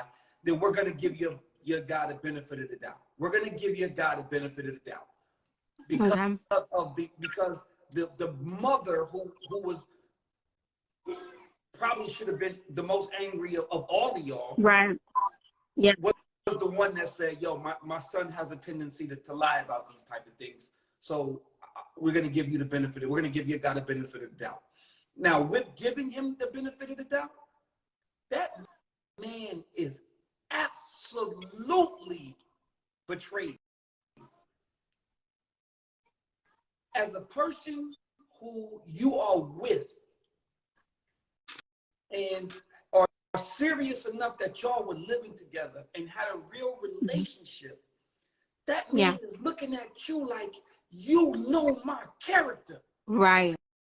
How could you ever in a million years ask me to prove that I didn't touch a kid? Yeah. I can't say you wrong. I can't say you wrong because any man who touch a kid is gonna tell you he didn't touch a kid. Yeah. And it's a tricky subject, but for somebody to be accused of something that he didn't do within those parameters of pedophilia, that man is betrayed. And like Sean said, he probably in his mind was like, you know what, I can get over it. But every time he look at you, he feels disgust, he feels betrayed, he feels like, yo, you took this little lion-ass kid's side over mine. You thought I was a fucking pedophile.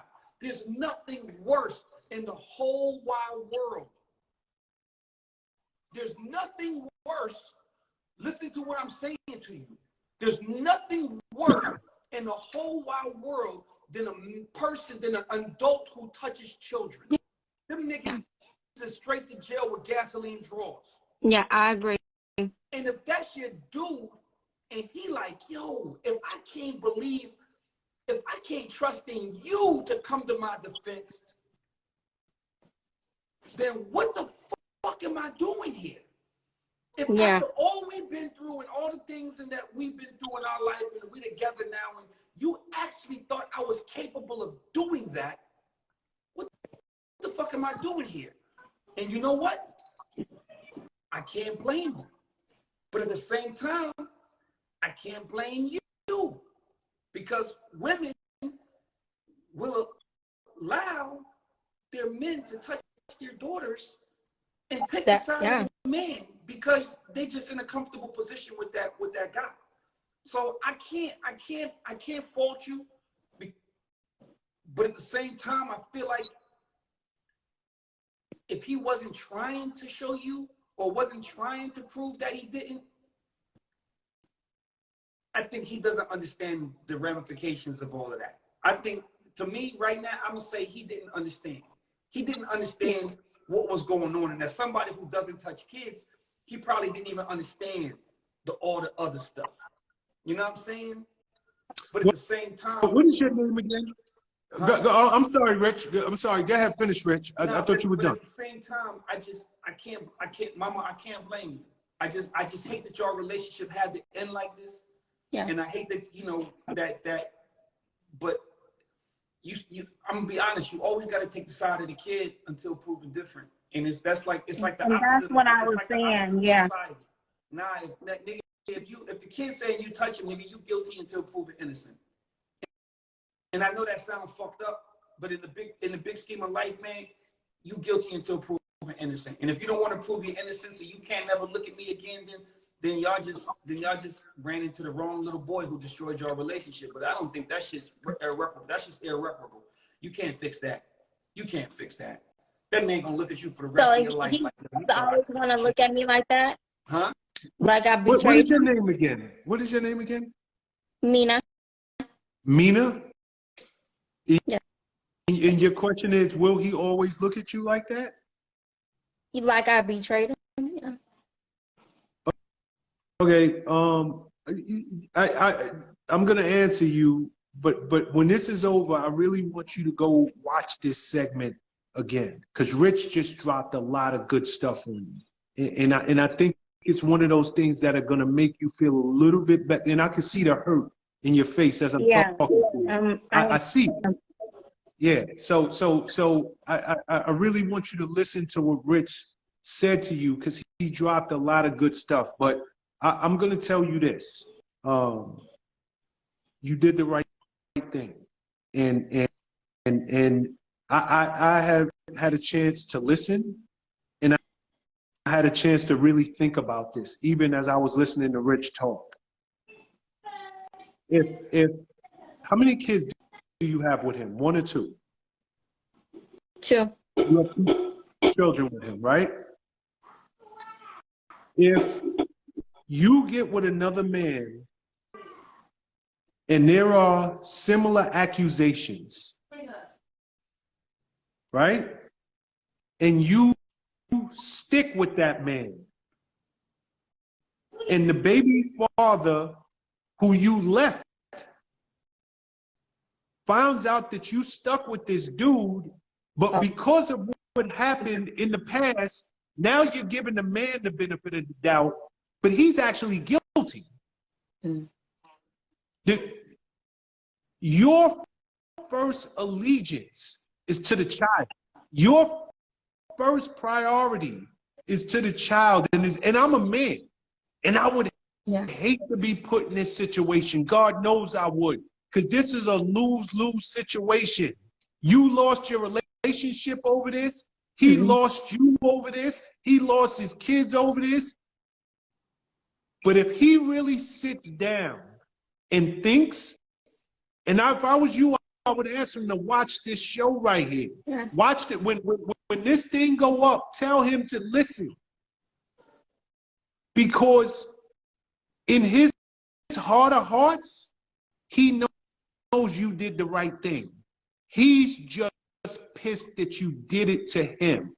But if this was any other person, I guarantee you, I'm a man, I'm a father, and if my baby mother got word that the man she was with was touching children, I don't care if it's my child, that he was touching every other child, and I found out that she stuck with that nigga knowing that my child is living in that roof with her, and she took his word, and now my child is at risk, I'm going psycho.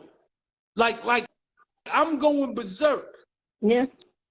So I'm telling you, because I see the hurt, you did the right thing. And to answer your question, will he always feel like this about you?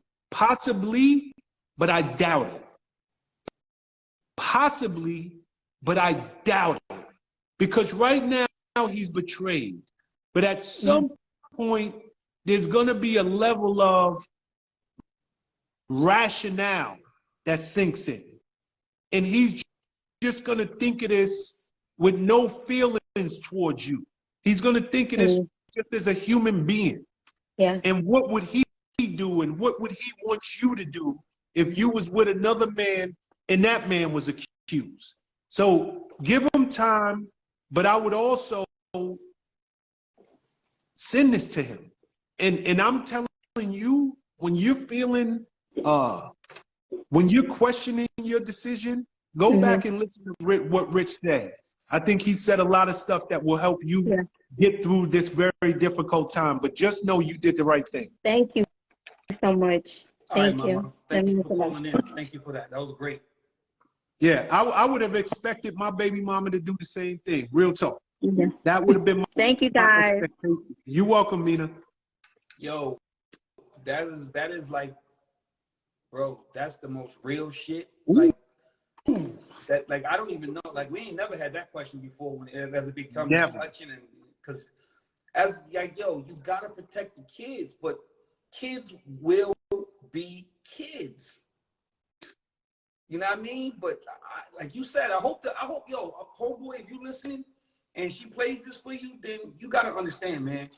She did what was right for the children, and you cannot take a chance on that. You can take a chance on a lot of shit, benefit of the doubt on a lot of shit. Cheating, your job, if you got the money you say you got, is that really your car? All that shit, you can be the benefit of the doubt.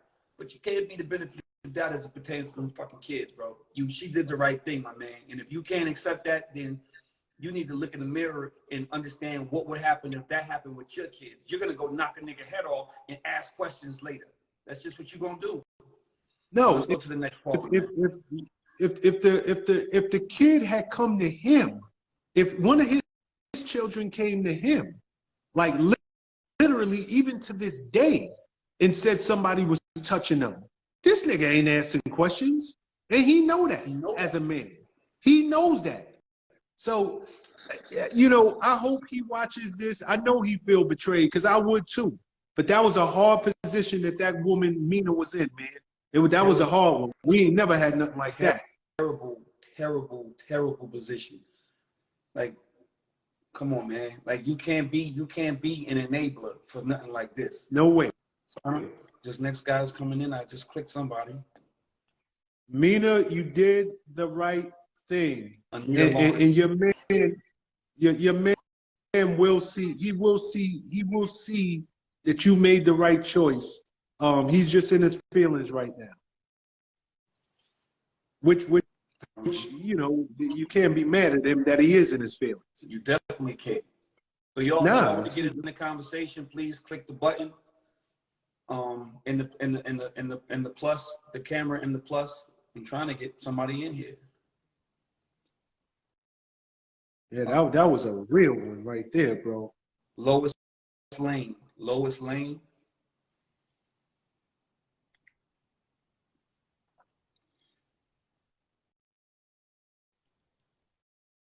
Okay. Anita, okay. Jody Brooks. I feel like that's a familiar name. Jody yeah, from Brooks. Detroit. Huh? Yeah, Jody from Detroit.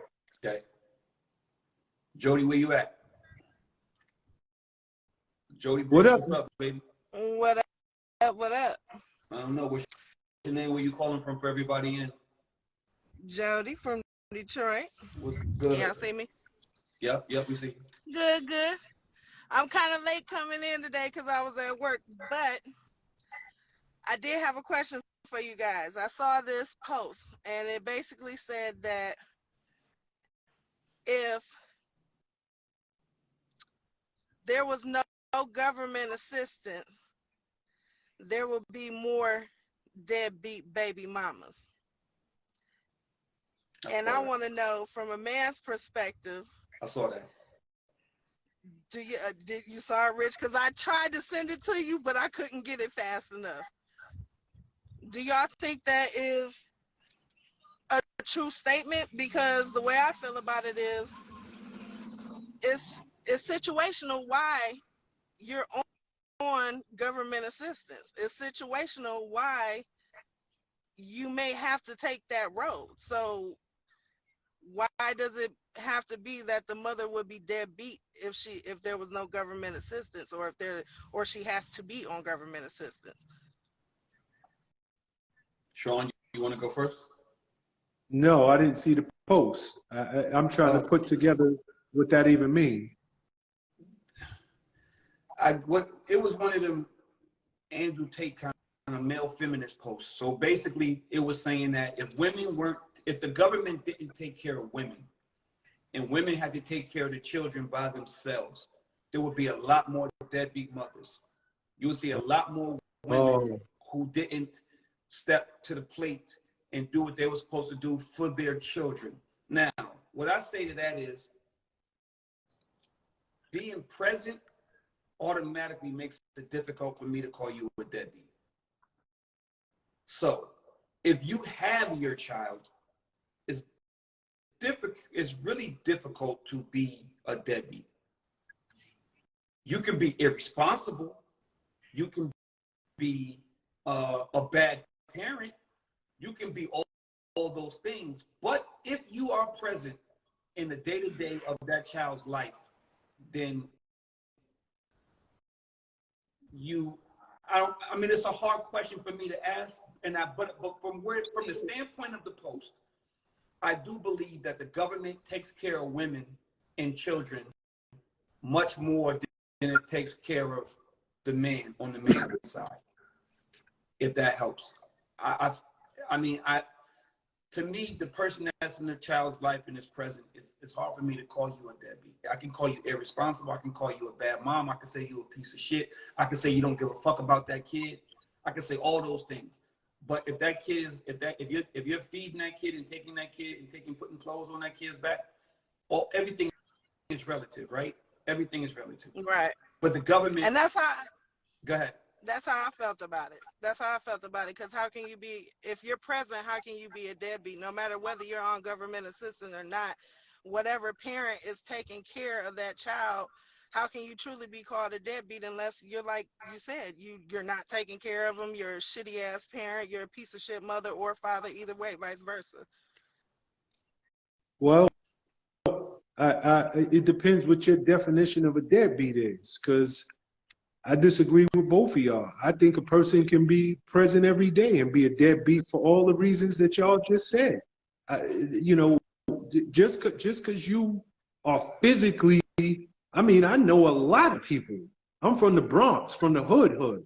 I know a lot of niggas who damn near raised theyself, and everybody I knew was on government assistance.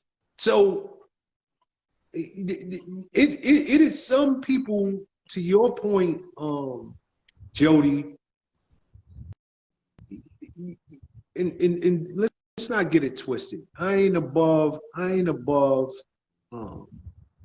no government assistance, because we was raised on it. So I'm speaking of a child from a mother who God knows what she'd have did if the government wasn't there. But my mother was still a mother, irregardless. My mother was still out there working. She was in our life. But we had neighbors, we had niggas up the street. Like some of my best friends, they raised themselves because their parents was getting high. Their parents was drinking. Their parents could care less whether they was in school or not.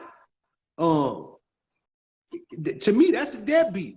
Whether you present or not, you a deadbeat. So it depends what you define as a deadbeat. To me, I don't give a crap about your presence. I give a crap about you physically making an effort to make a real impact in your child's life in a positive way. Just because you there means nothing. I done seen way too many niggas sit up in the house, scratch they nuts, don't work. Like real talk, don't work. A nigga can't do nothing but lay pipe.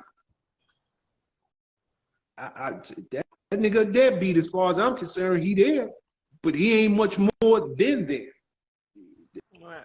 He a deadbeat in the house. So it depends what your definition is.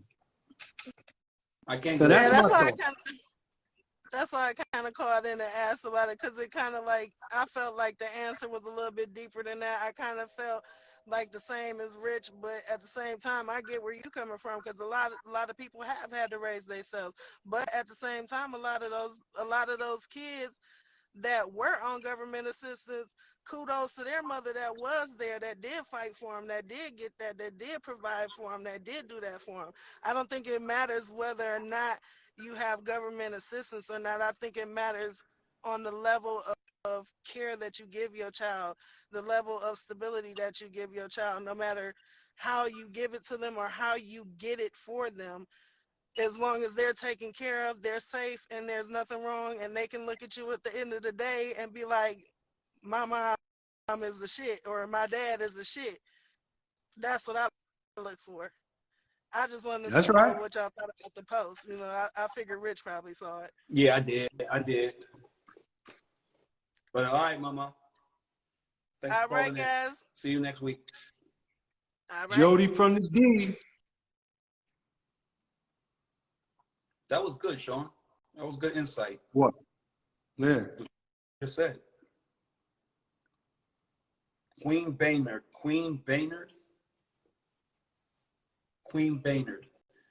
Are you in the room?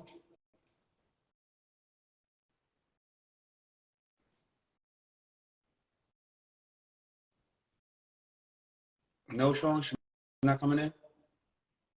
Nope. I'll let you know. All right, moving on. Lois Lane, again, she's back. Lois Lane, I'm trying to get you in the room. It's like the third time you hit the button. But apparently. Hit the plus button if you're trying to get in on the conversation, y'all.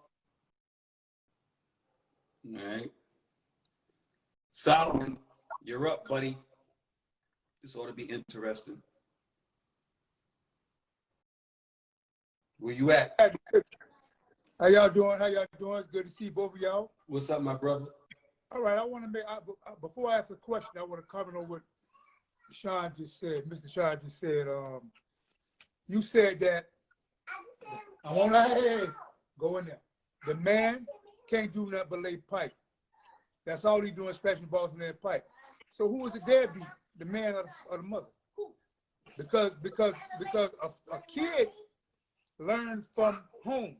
If a woman is just sitting up there getting abused and disrespected, what is she showing her daughter?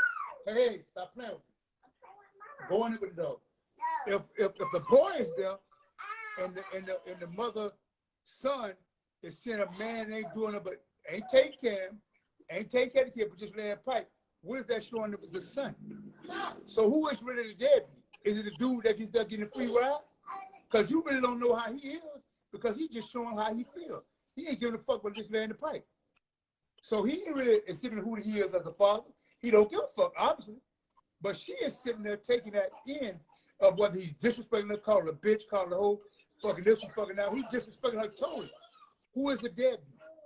And I want to ask a question. Well, let us answer the question. Let us answer the question before you ask. Okay, go answer the first part. Go ahead. Sean, you want to answer that? No. Go ahead. I thought that was rhetorical. Oh, go ahead, yeah, Rich. I mean, okay, was it rhetorical? Now the question is this. All right, go ahead. She said something about a government assistance. Do you think that the women, especially the black women, wasn't getting assistance from the government, would that make them better? That means they had to go get it. Number one, to me, that means they had to go out and get it. Number two, that means that we would have to be able to get these jobs. You're gonna pay us right, because you don't pay us right at all anyway. So would that make us better? See, we ain't depending on the government sends the welfare cheese, the food stamps, the welfare money. We actually got to go out and get a job. That means they got to make us go get something that's not a 9 to 5. See, a 9 to 5 don't mean career. 9 to 5 mean a job sometimes. See, I don't want no job. I want a career. So what do you think is better? What's your question? Do you think if we was not getting government assistance as a whole, as far as the black race, would we become better? Would we be better? Will we raise our kids better? You want to go, Sean?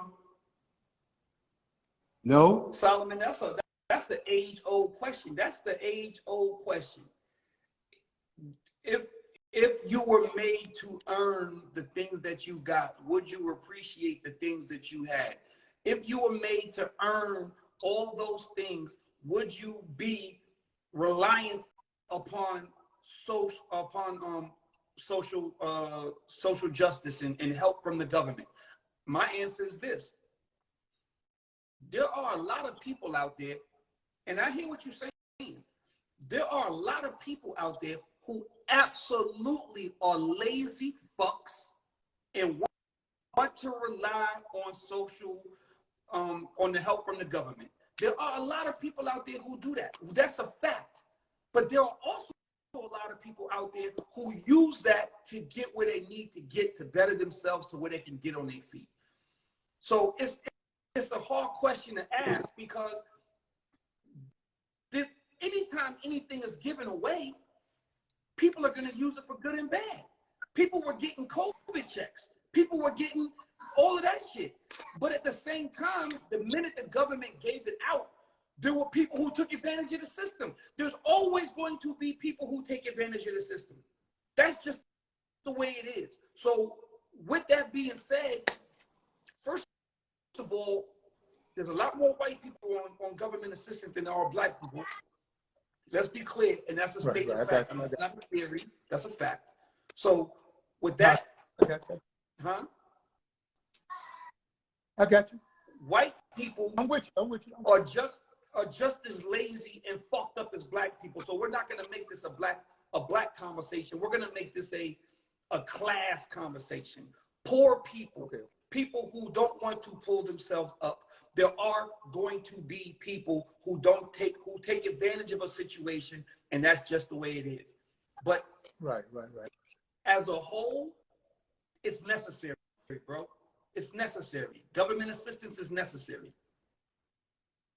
And in that, in it being necessary, there are going to be people who sit on their fucking fat asses and lay at home and go get groceries and buy beer with their fucking WIC card and don't take care of the kids and don't do the things that they're supposed to do with what they're supposed to do it with. But that's the fact of life. And to take it away is not right. To take it away is not right because some people actually rely on it. And as soon as they can get off, they do get off and they go and take care of their lives. That's where I'm at with that. All right. All right.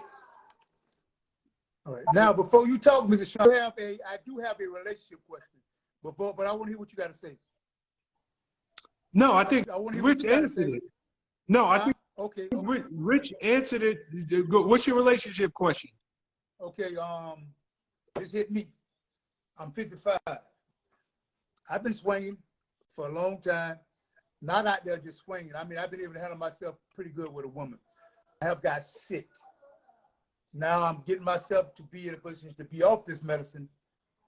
It can't get up.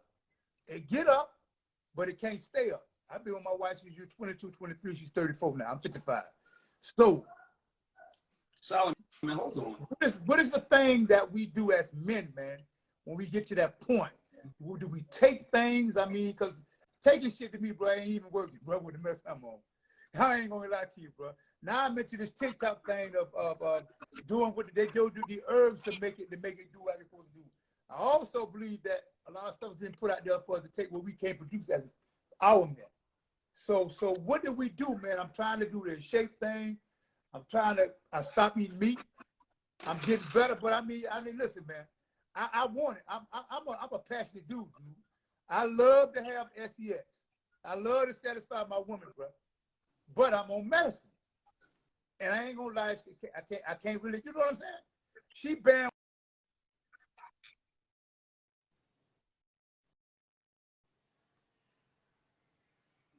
Damn, Solomon, you breaking up, brother. I'm gonna have to let you go. Yes. I just did the math on you and your girlfriend too, nigga. So, You breaking up. What do y'all? Let me let him go, I mean, Sean. come on, enough. bro. For better or yeah, worse. let him go. Let's We be gonna reality, answer it. man. Let I him ain't go, no but we fucking can answer it. All right. I ain't dumb. I Solomon, ain't slow. I ain't no up, something. man. We can't hear you. So what do y'all We're gonna have let you- advice for people that's like me? You breaking up. So now, Solomon, I did the math. You was 43 and your girl was 22 first. But secondly, go ahead, Sean, because I was doing the math on the relationship. I don't even know what the hell Solomon was talking about with the whole erectile dysfunction thing. Okay, first and foremost, Solomon, we didn't just cut you off, my brother. Your phone was buffering. Nobody could hear you. You just got stuck. So that's number one. So here's what you do, Solomon. You do what you gotta do. My ego is big as the moon, just like Rich Dollars. But my brother, you sick and you on medication. If you can't get erect, if you can't take care of your woman in the bedroom, you got to get over your own self, and you got to get out of your head, and you got to do what you got to do. And there's something out there called Viagra. There's something out there called Cialis, and every other thing. You can go to the hood and to the bodegas, and they got all that crap they sell behind the counter that supposedly help you out. But the bottom line is, this is not this ain't a fly-by-night woman that you with. This is a woman who's your wife. You got children with her, and you still a young man. Get over yourself, and if Viagra won't kill you, because I don't know what other medication you on, and I don't know why you taking medication to begin with. So consult your doctor. But if Viagra won't kill you, nigga, you better start popping them blue pills and start laying that pipe. It's as simple as that. Like, don't nobody want to, I mean, I think the man was brave to even bring that up. But here's the deal. Women, there was we had this conversation about 2 weeks ago, Rich, and we've had it back to back, where we were talking about sex in a relationship. And we both agreed, like, yo, a dude will stick with a woman if she can't perform for medical reasons. So I believe that you with your wife and she gonna stick with you because you can't perform for medical reasons. But if it's something you can do about it, and the only reason that you not is because your ego and your manhood won't allow you, I'm telling you, nigga, get over yourself. Go to the doctor, get that prescription, and you better start popping them blue pills like a mother. And what's your thoughts on it?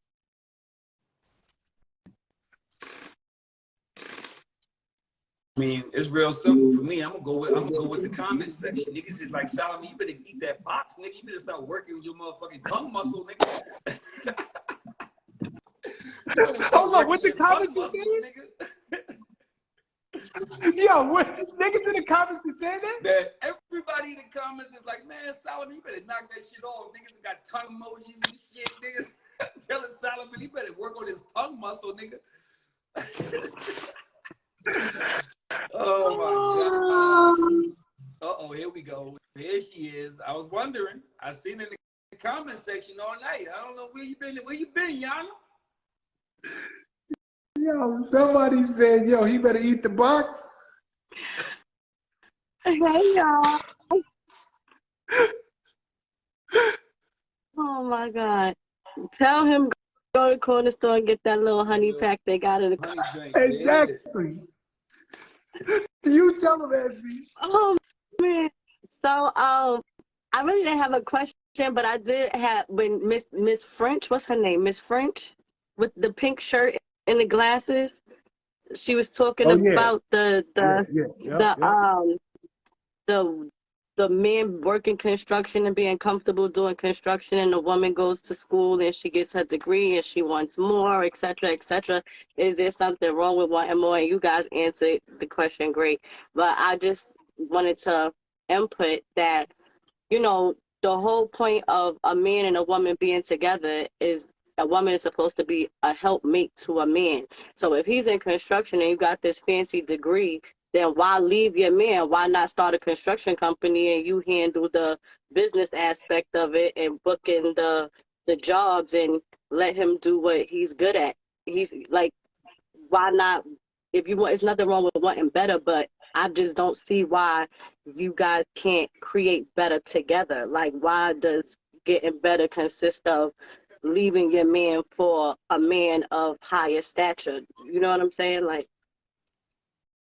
the point of a woman being with a man is to help him do something. So if you got a man that is treating you right and he's a good guy and he checks off all the other boxes, you know, what is wrong with creating better together? Like, if he's good with doing construction, then you, like I said, use your degree to start a construction company and y'all create better together.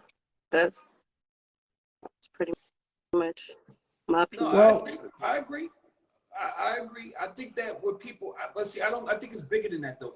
I think it's bigger than that. I think that when people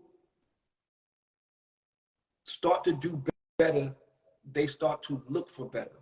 The grass is always greener on the other side. Like, they start to be like,